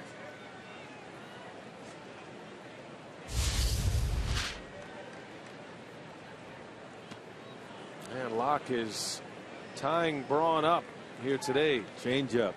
He can't pick it up. But Jeff Locke putting in a good spot. He's keeping it down in the zone, not leaving it up to give Braun a chance to get a good swing at it.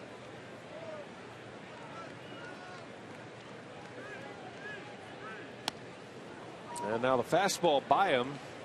93-mile-an-hour fastball from Locke, one of his better heaters of the day.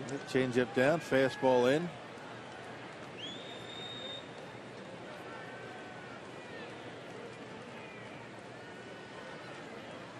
One ball, 2 strikes on Braun. Went back to the fastball. Braun did all he could just to foul it off. He's got him in the spin cycle at the plate, doesn't he? Yeah, you don't see Braun in there very often. Caught in between, right? You know, behind the fastball, way ahead of the changeup. If you're Braun, you're just hoping for a mistake. Try to get one you can handle. The 1-2 pitch in the dirt. 2-2 now. Yeah, that's what pitching's all about. I mean, keeping the hitter off balance. I mean, it's not just the pitches that you throw, it's where you put them.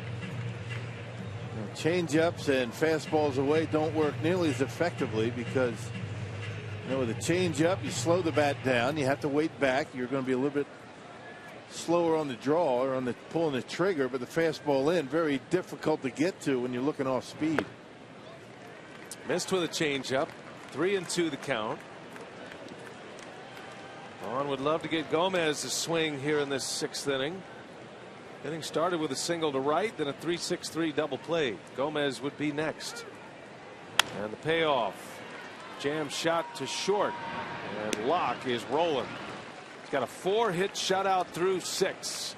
And we remind you that today USAA honors all of our service members at home and abroad.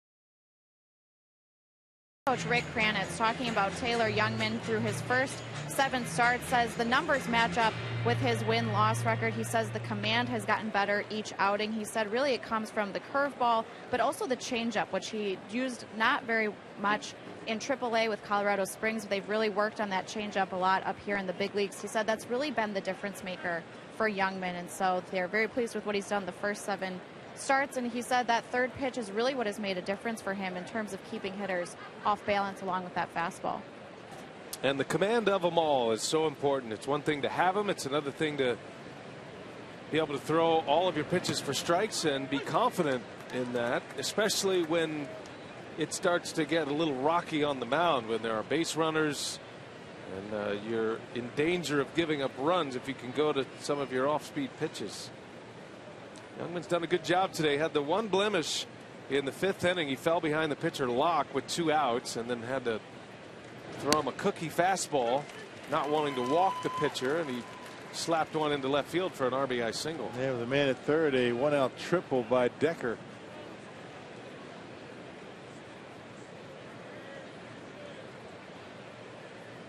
Oh, and 2 the count. Jeff Decker slaps one into the Pirate dugout, and it sends their ace Garrett Cole on his backside. I mean, there's a lot of guys that you'd be okay fouling a pitch off of in that Pirates dugout. That's not one of them. Out of dugouts, there'd be a lot of yucking it up in there, but it looked like a pretty serious group in there. Having lost the first 2 games here in Milwaukee, Pittsburgh came to town as the hottest team in the big leagues. Had a huge start to the month of July. Pittsburgh took 3 out of 4 from the Cardinals before the All-Star break. Swept the Padres in a 3-game series.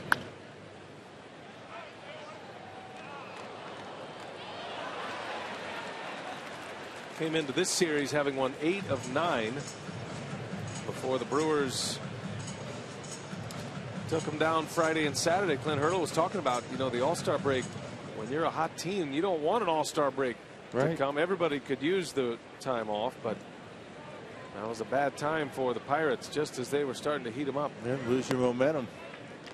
My argument to that would be maybe they started to heat up players knowing there's a bit of a breather, you know, just ahead, knowing that, you know, in a week or 10 days or whatever it may be, we've got 4 days off. So then you go a little harder, you get a little extra. Who knows? Well, the same goes with individual performances too. I mean, you're a hitter that's red hot going into the All-Star break. Then you sit for 4 days, and a lot of times you lose that edge. You want the time off, but you don't want it when you're swinging the bat well. If you're a pitcher out of the bullpen or a starter, you don't want that time off when you're got things rolling and things seem to be coming easy to you. 2-2 the count on Decker, and Youngman misses. Full count now.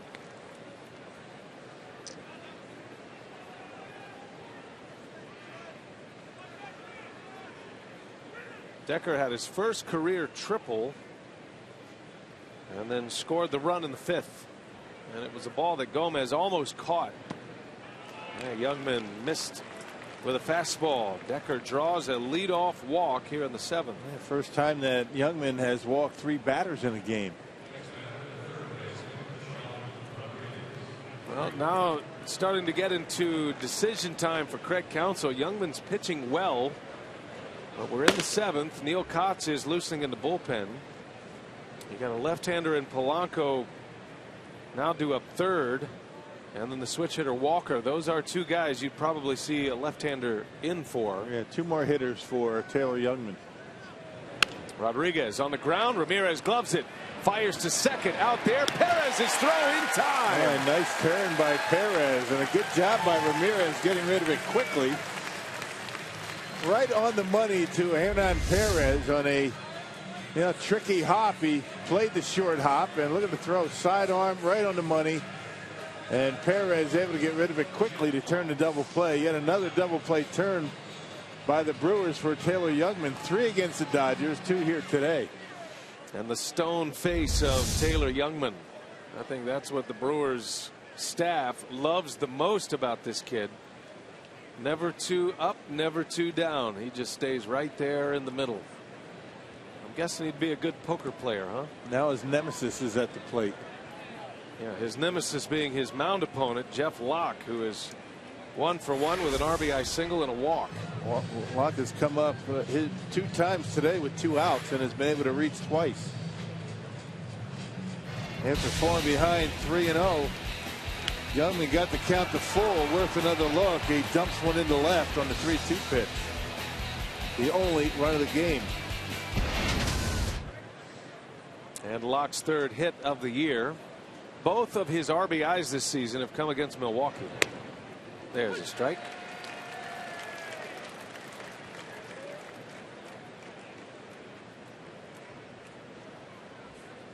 Two outs, bases empty. Pitch number 101 for Youngman. And a little tapper, spins foul. 1-2 now. Think about it. Youngman went the distance against Los Angeles on 100 pitches. Exactly 100 pitches. First Brewer to ever throw a complete game at Dodger Stadium. That was the 57th career game for the Brewers at that venue. There's a swing and a miss. Finally retires Jeff Locke, and that'll probably do it for Youngman. We'll see. Gives up 1 run in 7 innings. Time to turn it over to Rob Edwards, public address announcer at Miller Park's presentation of God Bless America. Enjoy. And led by Bob Kozlowski from the Brewers Guest Services. God bless America, land that I love. Stand beside her and guide her through the night with the light from above. From the mountains to the prairies, to the oceans, white with foam. God bless America, my home, sweet home. God bless America, my home, sweet home.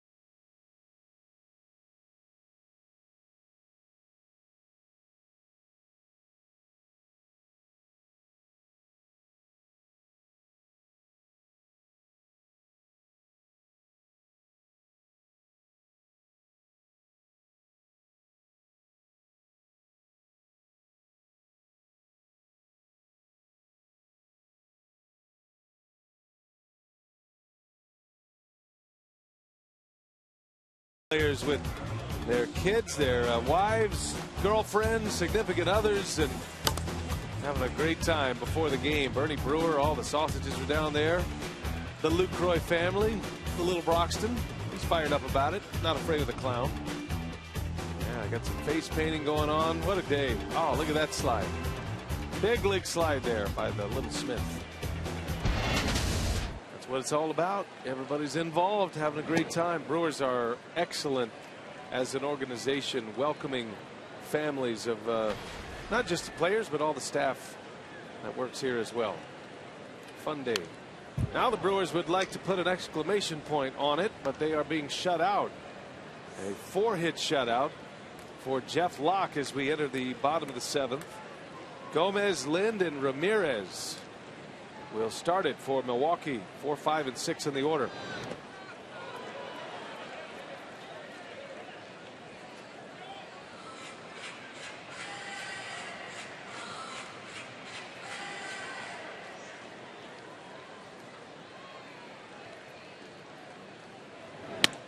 Yeah, swing and a miss. Big fastball by Locke and a big swing by Gomez. And it looks like that might have shaken him up a little bit.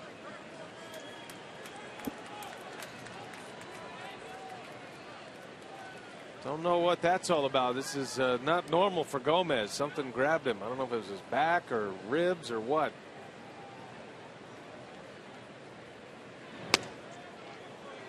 Full count. Man, he changed cleats again, didn't he? Yeah, he did. You're right. Good eye.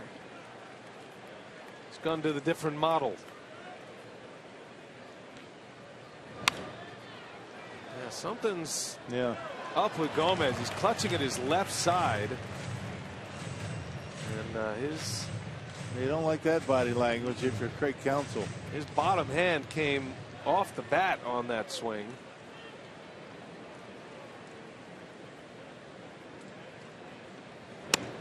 Inside, ball 4.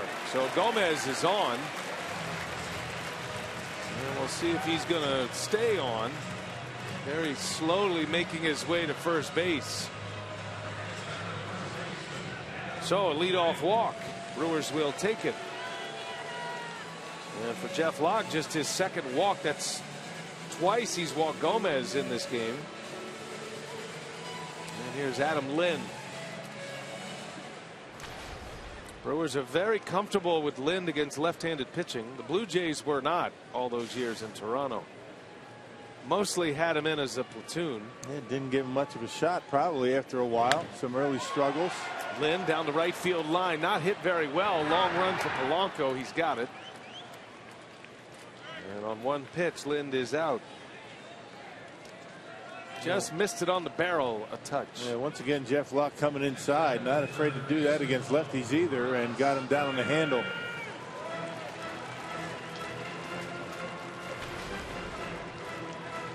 So the former Pirate, Aramis Ramirez,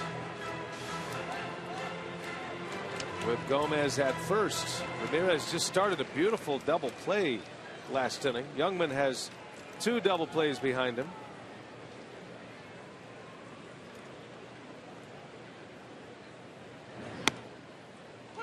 The bullpen remains active for Milwaukee, so that would lead you to believe that Youngman is finished. You got the 2 lefties in there, Neil Kotz and Will Smith. Kotz hasn't thrown in a while. Yeah, Kotz if the Brewers are down. Will Smith probably if the Brewers take a lead.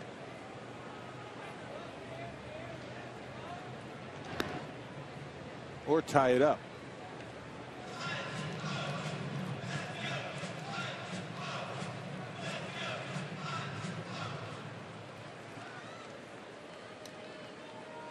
Locke's been in total control here today.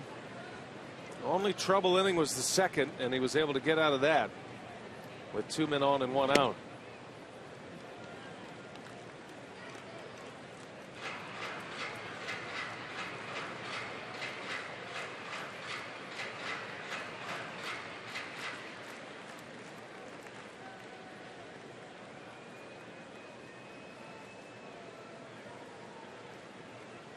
One ball, 1 strike to Aramis. Tying run at first, and Ramirez can't get around on it. Yeah, that would have been the one. And Ramirez upset with himself. He didn't really barrel that one up. Looking for it, got it, and missed it.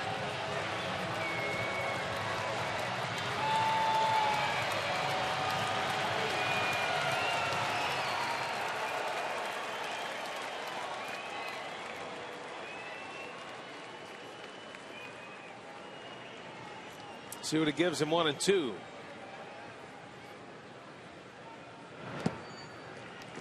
Good block. Cervelli keeps Gomez at first. Yeah, Gomez doesn't even look like he's thinking about running.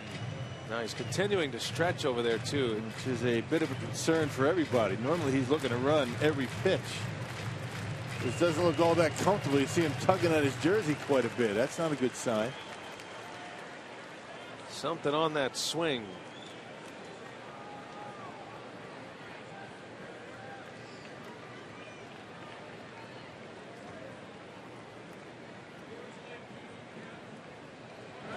Ramirez left field down, base hit. Gomez will stop around second. Aramis Ramirez with a 2-strike single, and the best scoring opportunity since the second inning for Milwaukee. 2 on, 1 out. Yeah, tried to come inside on him again. This time left it down a little bit, and Aramis able to hit it hard into left field. So for whatever reason, Gomez not really wanting to steal, he ends up at second base. Had he been able to steal a base, which he normally would try to do, it might have been a run. Here's a big spot for Chris Davis. He was up with 2 on and 1 out in the second inning, and he flew out to right. Got a chance at redemption here. Homered last night, pinch hit home run. Has 7 on the season. And that one's into right center. That's going to fall, a base hit. All the way to the wall it goes. Gomez is in to tie it. Ramirez will be waved. Here comes a throw, and Ramirez is safe. Brewers take the lead 2-1. On Aramis Ramirez's mad dash from first. We were calling for that last night. We got it today, and I tell you, that's some aggressive coaching over there by Ed Cedar, because that ball was to the cutoff man when Ramirez touched third base. And it paid off. Throw off the mark from the cutoff man, and Ramirez able to give the Brewers a 1-run lead.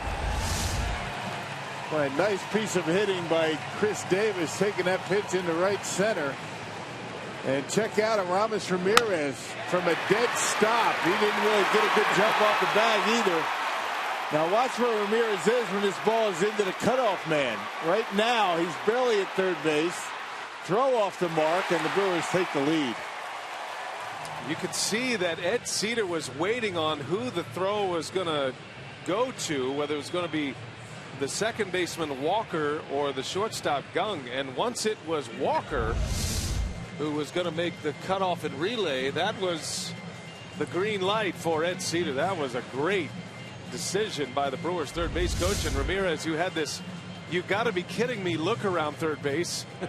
And once he saw who the cutoff man was, who had the baseball, Ed Cedar sends him, and Ramirez able to score all the way from first base. I think Ramirez even surprised at himself. How about that? A 2 RBI double. The Brewers have taken the lead here in the 7th. Still 1 out. Here's Perez. And out in front of an off-speed pitch. Yeah, but all that, what a nice approach by Chris Davis. I mean, normally a ball he would think he'd try and pull. Pulls the hands in, rips it out of the reach of Marte out in center field. You wonder, though, if McCutcheon's out there, if he doesn't catch that baseball. McCutcheon normally the center fielder out there. Perez pops this one up. And there is out number 2. So Davis remains at second base, and that's going to officially end the day of Taylor Youngman. Pinch hitter coming up. Chris Davis bobblehead day, and it is Davis who delivers a 2 RBI double to give the Brewers the lead.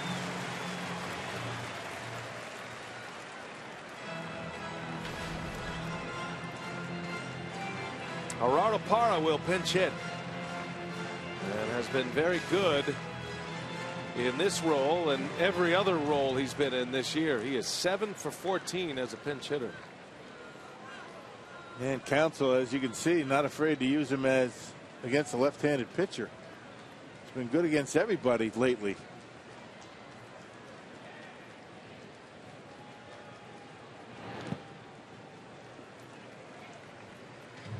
Parra hitting .283 against lefties.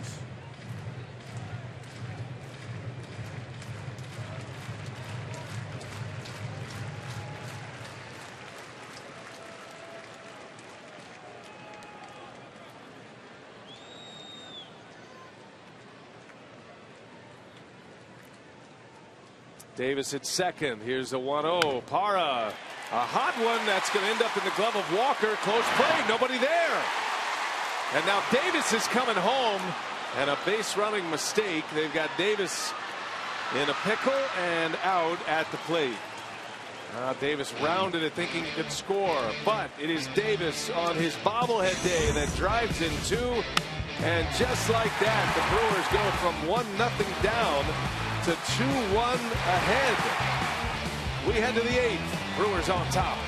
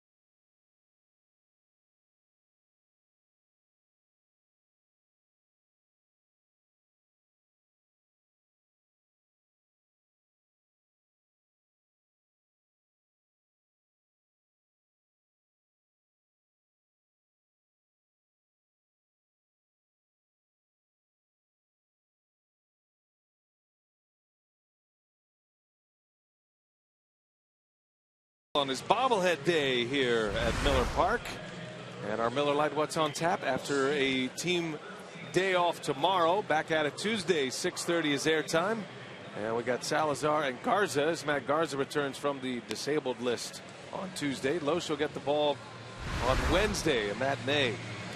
With the lead now, Craig Counsell makes a couple of changes here.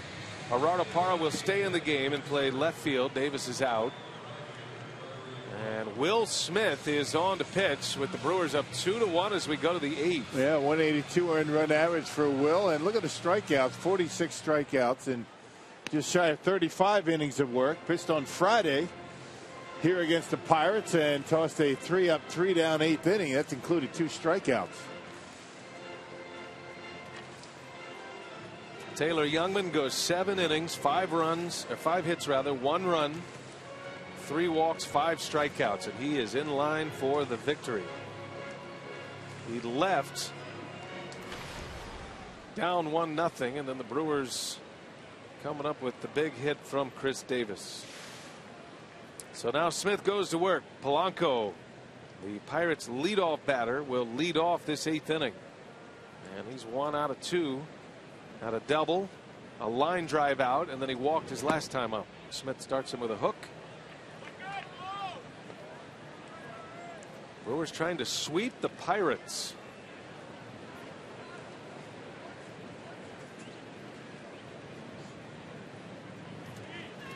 And Polanco pops it foul out of play.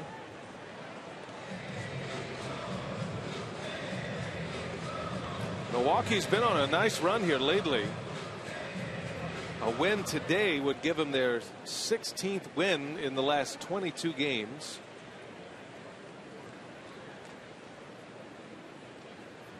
Go a stretch of 16-6 facing mostly contending teams.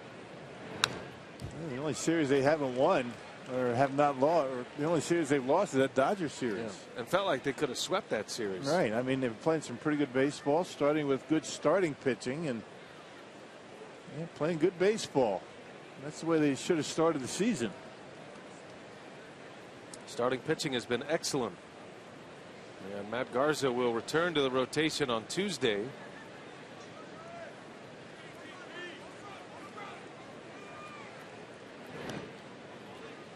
It's interesting. It hasn't been the guys that you'd expect to be pitching well. You know, the guys at the front of the rotation making the big bucks, like Loesch and Garza, who's been on the disabled list. Peralta, 17-game winner. He's been on the DL. No, it's been Taylor Youngman and Mike Fiers and Jimmy Nelson, which is a very good sign for the Brewers moving forward. There's a swing and a miss. Smith strikes him out on his little slider that he dominates left-handers with. Marshfield Clinic leaders in relief. The Brewers giving up the third fewest hits per 9 innings in the National League. Pirates are right behind them. It is the strength of the ball club for sure. The late inning relief for Milwaukee. A lot of strikeouts, don't give up a lot of hits, and they've been solid all season long. It all starts with the closer. If the closer is getting his job done, everybody else falls in line. K-Rod's been exceptional.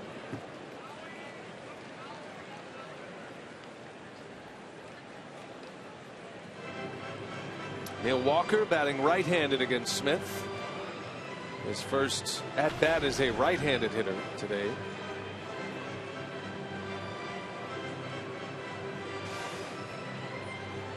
Got a piece of Lucroy, so Adam Hamari, the home plate umpire, goes to the mound to give him a break.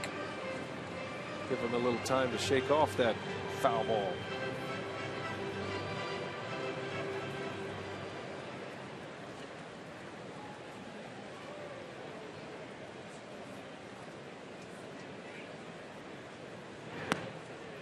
Oh, and 2 the count.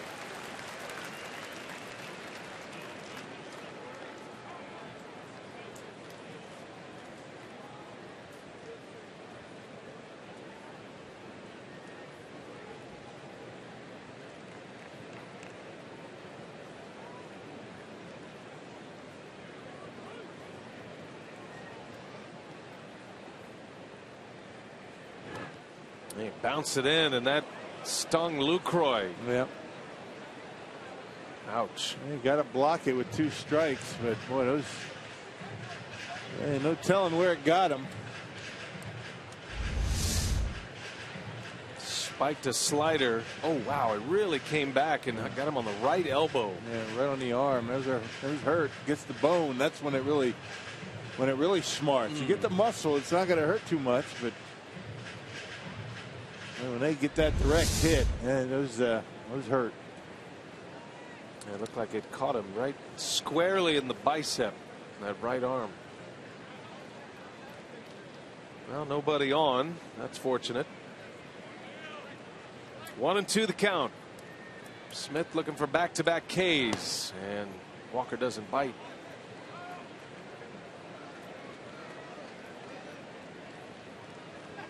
Brewers have 2 sweeps this year. They did it in back-to-back series, the Phillies and the Reds. That 7-game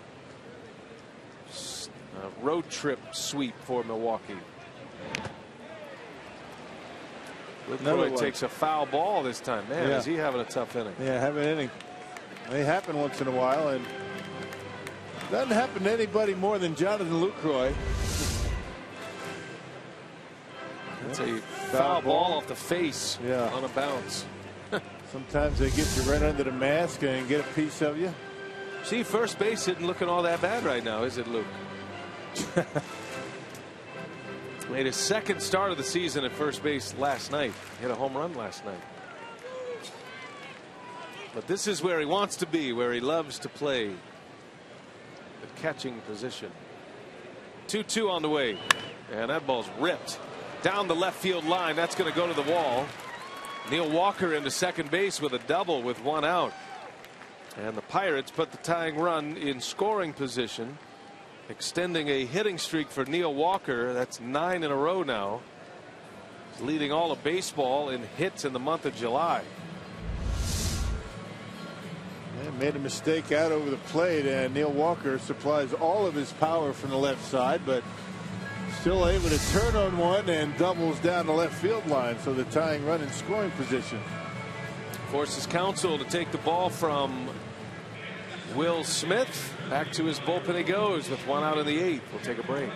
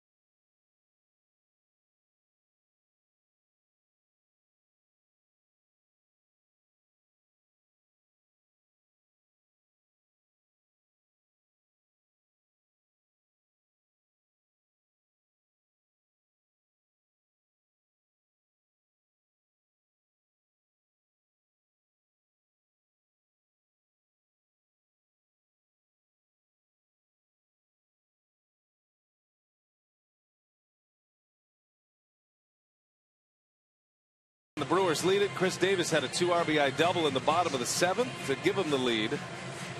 And now the Pirates, after a double by Walker, will send Starling Marte to the plate, and Craig Counsell will counter with Jeremy Jeffress out of the bullpen. And a couple of right-handers coming up. Jeffress pitched in last night's ball game, gave up a walk and a double.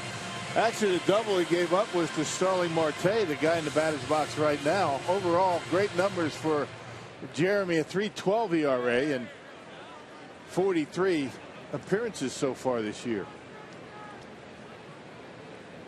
Right now, Taylor Youngman is in line for the win. He started, went 7 innings, 1 earned run, dropping his already stellar ERA into the low 2s, and a fastball right by Marte.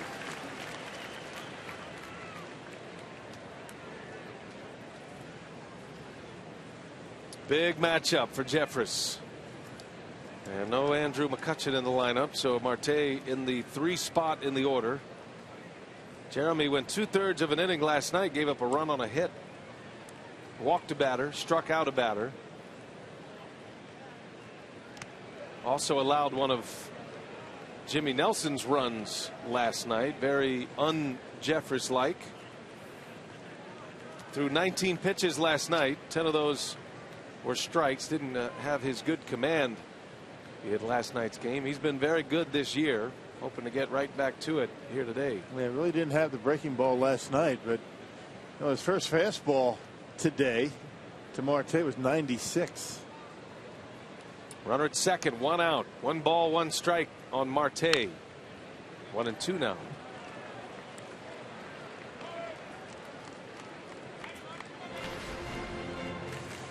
Well, when you have a starter that goes 7 innings, goes deep into a game like Youngman did, it certainly allows Counsell a lot more flexibility to get to the finish line.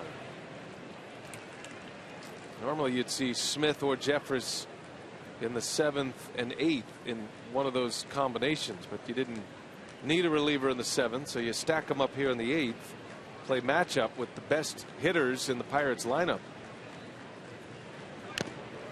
Oh, in and out of the glove of Lucroy.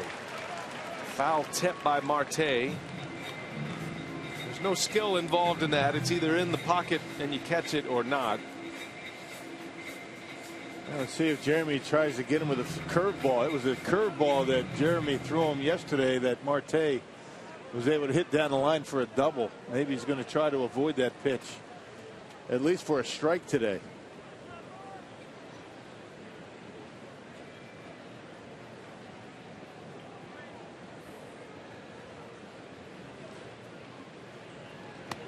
Got him. Went back to the heat. 97-mile-an-hour fastball, and Marte is gone. Second strikeout of the inning. First for Jeffress. Gets him on 5 fastballs. 4 fastballs, actually the slowest at 96 miles an hour. And the only ball that he threw in that at bat to Marte, and then it's on, and 97 inside, and makes him look bad. A 5-pitch at bat. Perfect location. Buried that one inside with some sink on it, some running action. Marte had a very defensive swing. 2 outs in the inning. Here is Jung Ho Kang, who has 2 hits today. Tying run at second for the Pirates. 8th inning. And a fastball bullet in there for a strike on the corner.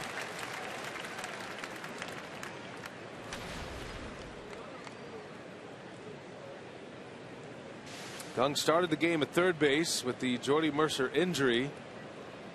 Has been at the shortstop position ever since the second inning.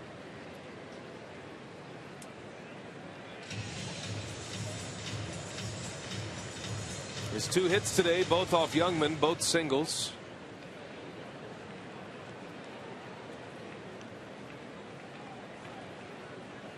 Two-one Brew Crew, 8th inning. Here's the 0-1. 0-2 the count. Not messing around with curveball today, is he? All fastballs, 7 pitches, 6 of them for strikes.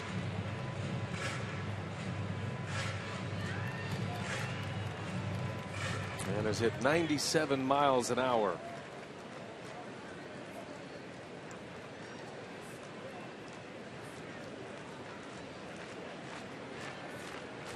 Oh, and 2. Jeffress with a fastball, 97. That was the same spot that he threw to Marte, and Young not swinging. Yeah. Young, a pretty good fastball hitter from what we've seen of him this year. But that Jeffress fastball a little different than most. Been nothing but fastballs. Does he throw a wrinkle at him here? The 1-2 pitch. No, comes back with the heat. He's right on it. 97 miles an hour.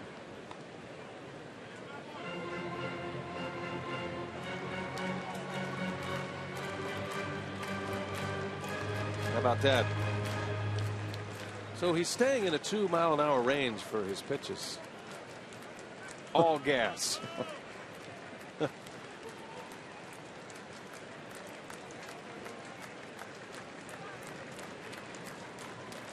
Lucroy goes through the signs. Here comes a 1-2 pitch. And there's a curveball and a swing and a miss. He got him. Jeremy Jeffress strikes out Marte and Kang, and he is fired up. 2-1. The Brewers lead it. Pirates strand a runner at second. Marte on the fastball. Kang on the Charlie.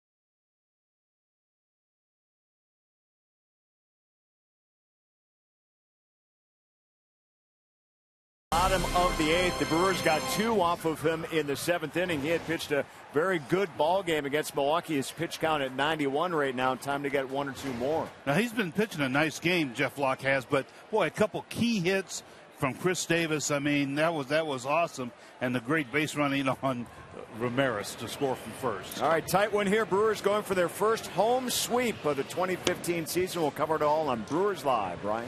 All right, Craig and Davey, thanks. Here we go to the bottom of the 8th with Segura, Lucroy, and Braun starting it against Jeff Locke. By the way, kudos to Davey Nelson today. He's performing the Brewers Live analyst role today, and the Brewers Live postgame. He got stung by a bee before the game, like right before we went on the air today, and show must go on. He muscled up and is pushing through. He's old school. He's not going to go on the DL. Good job, Davey. He is sweet like that, though. The bees like him a lot, just like everybody else. Yeah. Who doesn't want to get up close and personal with Davey Nelson? Of course, Craig could have taken one for the team, but Segura fouls this one away. 3-2 the count. Well, I hope it's gone because I'm going to be out there in a little bit. They only can sting you once, right, and then they're done. I haven't really brushed up on my. That may be just bumblebees, right? Other kinds of bees can live. I'm not sure. Don't worry, they'll be staying far away from you. Natural repellent. Ground ball to first. Ishikawa makes a play for out number 1. Hey, you can see the stars of today and the stars of tomorrow with the T-Rats and crew turning 2 ticket packets for just $15. You get a ticket to the Sunday, August 30th Brewers game against the Reds, and a ticket valid for select Timber Rattler games. For details, visit brewers.com/T-Rats. It's a good deal. Well, Jeremy Jeffress still got the adrenaline pumping after back-to-back strikeouts to strand a runner at second base in the top of this 8th inning. Here's Lucroy now. A 2 RBI double by Chris Davis in the 7th inning. The difference in the ball game right now.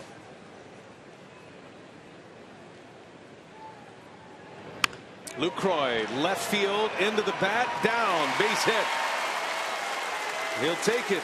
2 hits for Jonathan Lucroy. He's 2 out of 4 today. Just that little bit of movement when he keeps the baseball down that really gives hitters a big problem. That one down on the end of the bat, was able to keep it in the zone long enough to muscle it out there into left field. The 2 mistakes that he's made today, Jeff Locke leaving pitches up, the one to Ramirez, the one to Davis. Everything else has been down. So Locke has thrown his last pitch. Clint Hurdle making the call to the bullpen, trying to see if he could get through this 8th and allow him to have a chance to win the game if the Pirates could come back. Not the case. In from the bullpen comes Jared Hughes quickly. We'll take a break.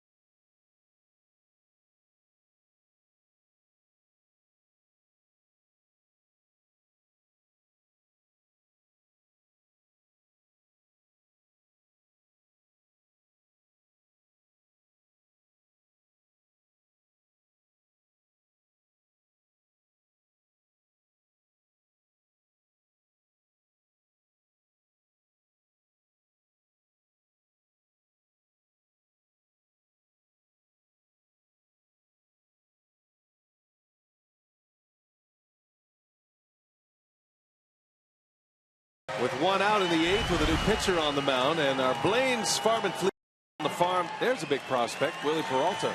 No, he's down on a minor league rehab, pitching for Biloxi, and the other day went 3 2/3 innings. Gave up 2 hits, no runs. He's on his way back. 1 more start for him. Been on the DL for almost 2 months with that oblique injury, and he's pitching well. Some tough decisions coming up for the Brewers. I mean, really. Jared Hughes making appearance number 46. He's been tremendous out of that Pirates bullpen. Ryan Braun, and it's off the glove of Hughes, and a race to the ball. No play anywhere. What looked like a double play ball ends up as an infield hit for Ryan Braun. Well, before that hit by Braun, Hughes had not allowed a hit in 7 of his last 10 appearances, and that one pretty much a sure thing double play had he been able to catch it, but it will go down as a base hit. And the Brewers have yet another guy in scoring position in Jonathan Lucroy.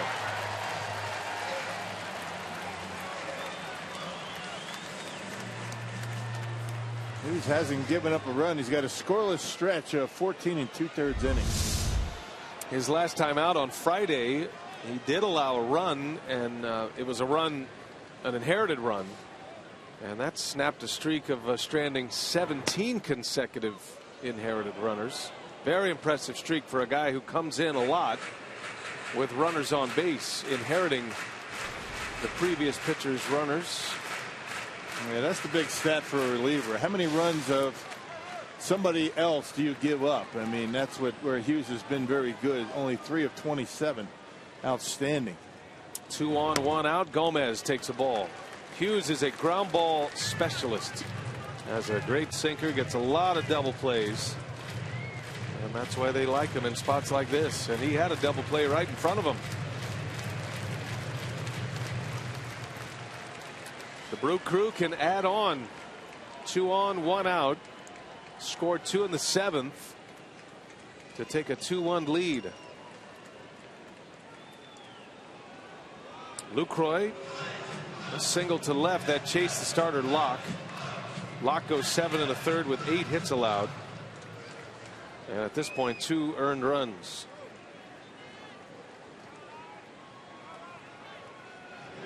And a shot, center field, base hit. Lucroy, round third, will hold there. Marte has a very strong arm. And now the Brewers have the bases loaded.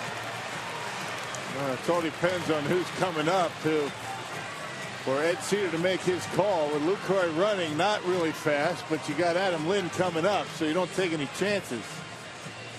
Fly ball will give the Brewers an insurance run.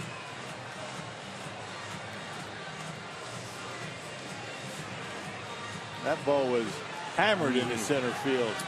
Hughes left that one up and out over the plate, and Carlos Gomez hit that one hard. That's a good sign, too. Remember Gomez's last at bat, which ended in a walk, but he had a big swing and was clutching at his side, his left side. But apparently he's all right and hits a bullet into center field to set up Adam Lynn. The base is loaded, 1 away. Brewers lead by a run. And Lind on the ground. That's fair, and it's off the glove of Ishikawa. Lucroy scores, and that will be an RBI for Adam Lynn. C.B. Buckner called it fair. That is not reviewable, by the way. No, it's not. They're going to go out and talk to Adam Hamari. Maybe he had a better look at it. C.B. Buckner, first base umpire. It's his call once he gets by first base. Bounces in fair territory. It doesn't have to bounce in fair territory the second time. And according to C.B. Buckner, was fair. Badger Mutual Insurance run of the game at this point. Glenn Hurdle had a chat with the home plate umpire, who probably had said something to the kind that's not my call. And now he's checking with Buckner. Again, not a reviewable play as long when it's in front of the umpire. Cannot go to a challenge.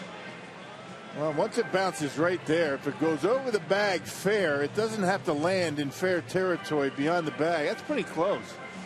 I mean, you can see C.B. Buckner right away calling it fair. And where Ishikawa had it in the glove, or at least temporarily. It looked like it was pretty close to the line. So that is going to go as an error on Ishikawa. An RBI for Lind. 3-1 Brewers.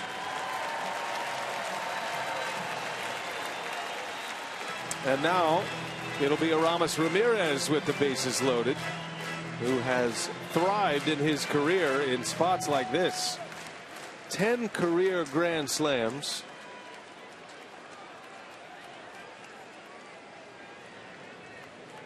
And he can bust this one wide open. Ground ball, foul. Well, that base hit, or that ball hit by Adam Lind could have very easily been a base hit. I mean, that was a tough chance for Ishikawa. Had to go across his body. He's a left-handed throwing first baseman. I wouldn't be surprised if they changed that one.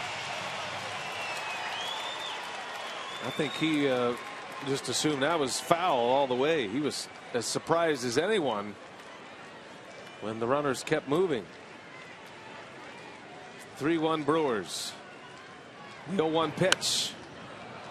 And it's popped foul. Ishikawa is one of the best defensive first basemen in the league. He has been charged with just 2 errors now since the beginning of 2013. Now he has spent some of that time in the minor leagues. Man, certainly not playing every day over there either. But he's a slick fielder. Costly error, however, gives the Brewers a 2-run advantage. Ramirez trying to add to it. 0-2 pitch. 1-2.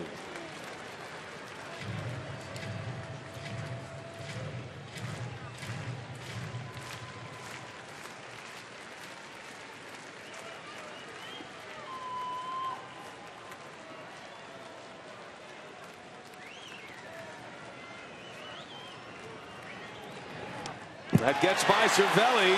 Everybody holds up. Good idea. Yeah, good job by Ryan Braun not to assume that ball was going to be all the way to the screen. It took a heavy kick off of that wall behind home plate and right to Cervelli. He would have been an easy out.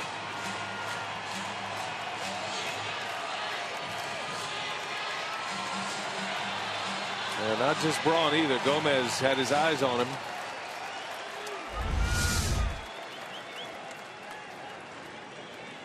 2-2 now to Ramirez.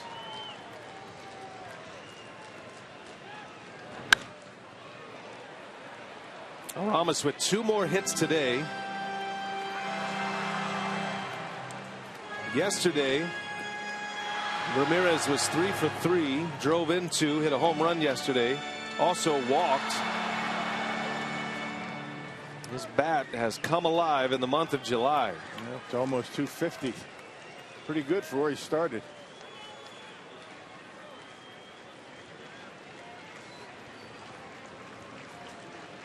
Began his big league career as a Pirate, will end it as a Brewer, perhaps.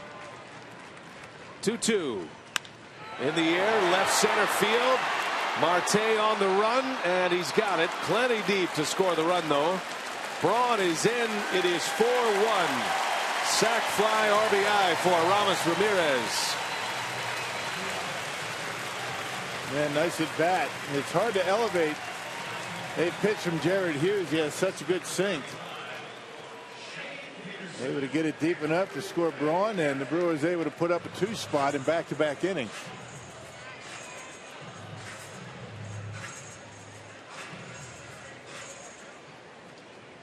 So Peterson will pinch hit in the pitcher spot.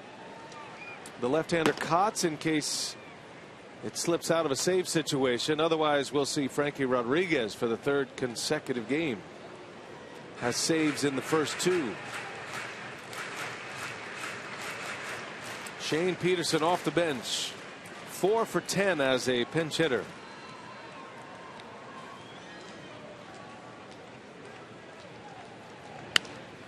Down the left field line. That's going to fall fair.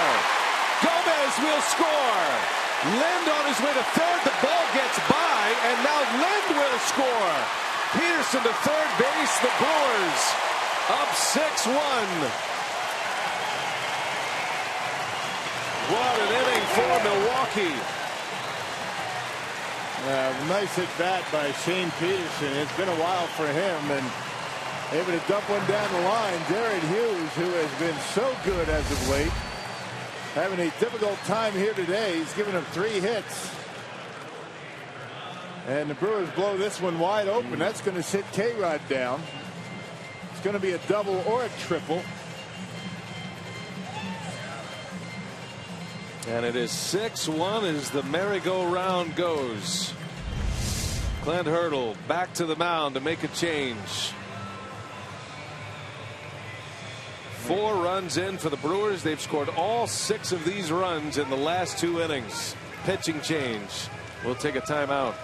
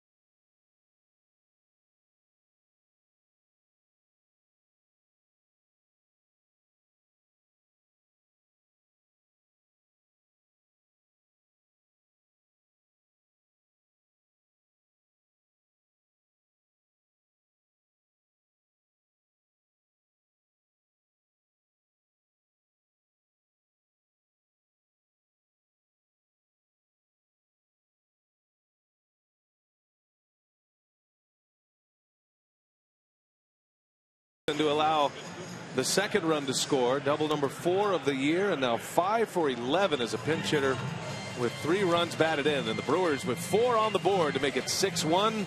Archimedes Caminero is on to pitch with 2 outs here in the bottom of the 8th. Yeah, 42nd appearance for Caminero, 402 earned run average, more strikeouts than innings pitched. The Brewers saw Caminero on Friday. And tossed a scoreless 8th inning on Friday night in the Brewers' 3-run victory. 6 runs on 11 hits.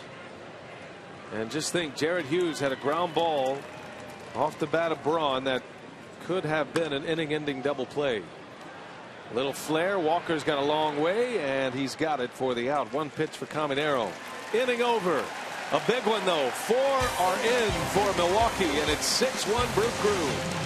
We head to the 9th. Last call for the Pirates in a sweep.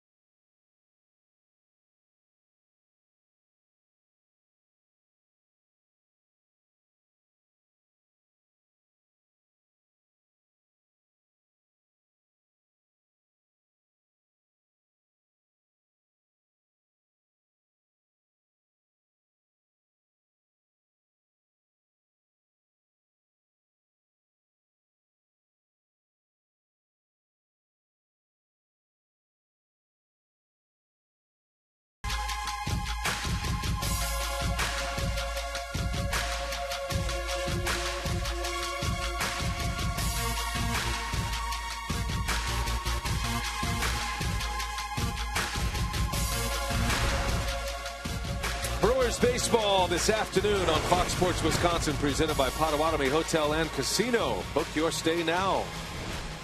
Don't be fooled by the score. This one was tight up until last inning. The Brewers were down 1-0 until Chris Davis delivered a 2 RBI double with 1 out in the bottom of the 7th, and then 4-run score in the 8th. 6-1 is the Brewers lead as we go to the 9th, and here is Neil Kotz. And he's done a terrific job to get that earned run average down to 3.5 the way he started this year. Most of those home runs came in the first couple of months. He's been terrific. Last pitched on Sunday against the Dodgers before the All-Star break.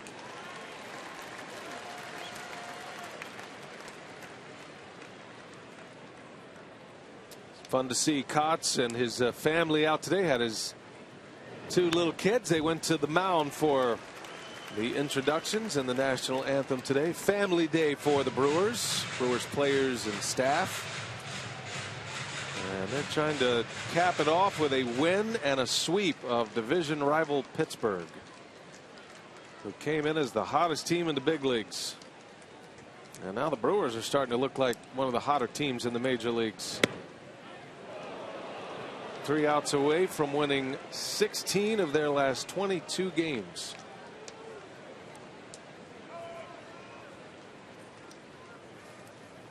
Ishikawa charged with an error last inning. Down he goes. Kotz strikes him out. Good way to start the inning, and the last 5 outs for the Pirates at the plate have been strikeouts, Rock. Yeah, and this one down the middle, up in the strike zone. Ishikawa, much different hitter against lefties. Now, the turning point in this ball game, you can talk about all the runs you want, but that Jeremy Jeffress, those 2 strikeouts last inning with, the tying run at second base, that was huge. Yeah, the Chris Davis double to drive in 2 to give the Brewers the lead in the bottom of the 7th, and then the next half inning, Jeffress with the tying run at second. Punch outs of Marte and Gung. Davis with that double on his bobblehead day today. And now all the players will be lining up for bobbleheads.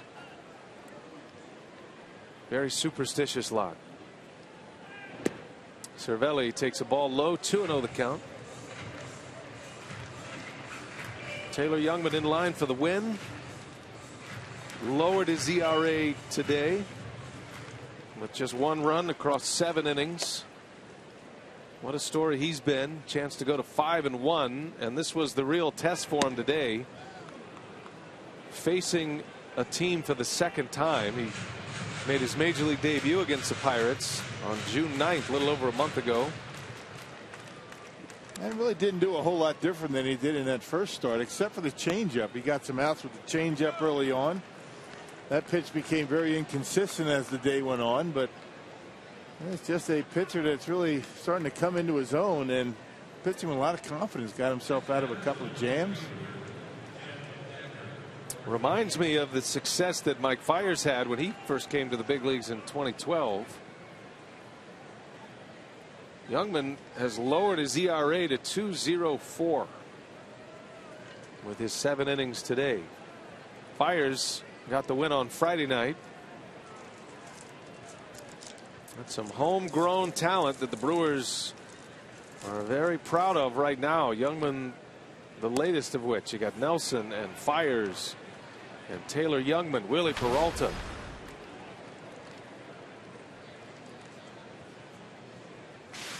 Decker scored the lone run for the Pirates after he tripled in the 5th.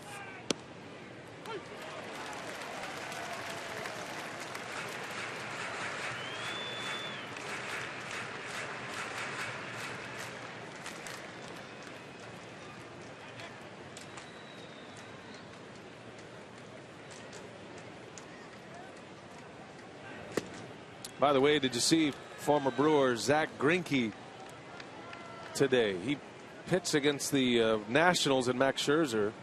Greinke went 8 shutout innings, Rock. He struck out 11. He has 43 2/3 consecutive scoreless innings now. He is marching closer to the record held by a Dodger, Oral Hershiser. The only run he's given up was the one in the All-Star game. That's right. He started the All-Star game. for the National League. Greinke's 9-2 now, and a 1.30 ERA. Full count to Decker.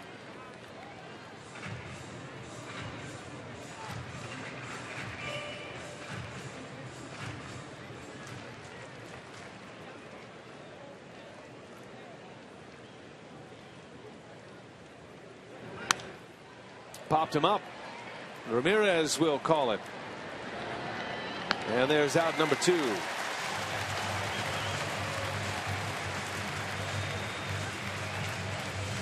Brewers looking for their 3rd sweep of the year.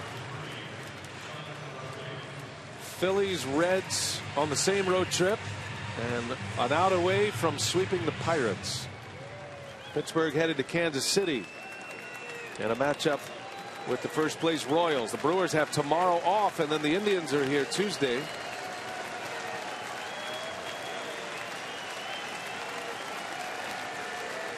Runner goes. Rodriguez takes a strike. No stolen base. Defensive indifference, allowing Cervelli to second.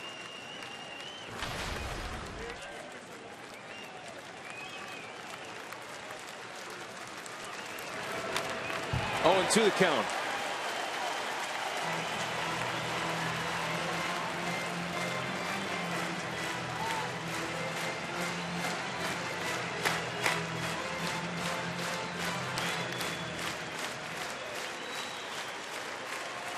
Crowd of nearly 34,000 on a beautiful Sunday.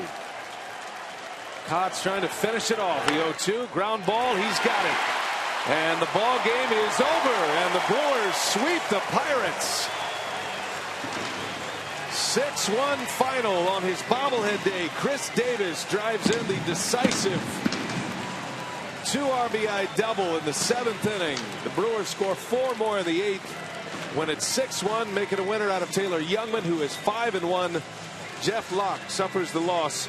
He is 5-6, and the Brewers, they're marching their way to 500, just 11 games under, and playing very well right now. Indians coming in next, and the Brewers riding high after 3 consecutive wins. Craig Kashawn standing by.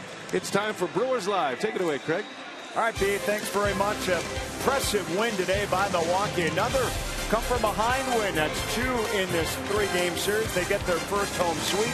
We'll hear from Craig Counsell and the Brew Crew when we come back to Brewers Live.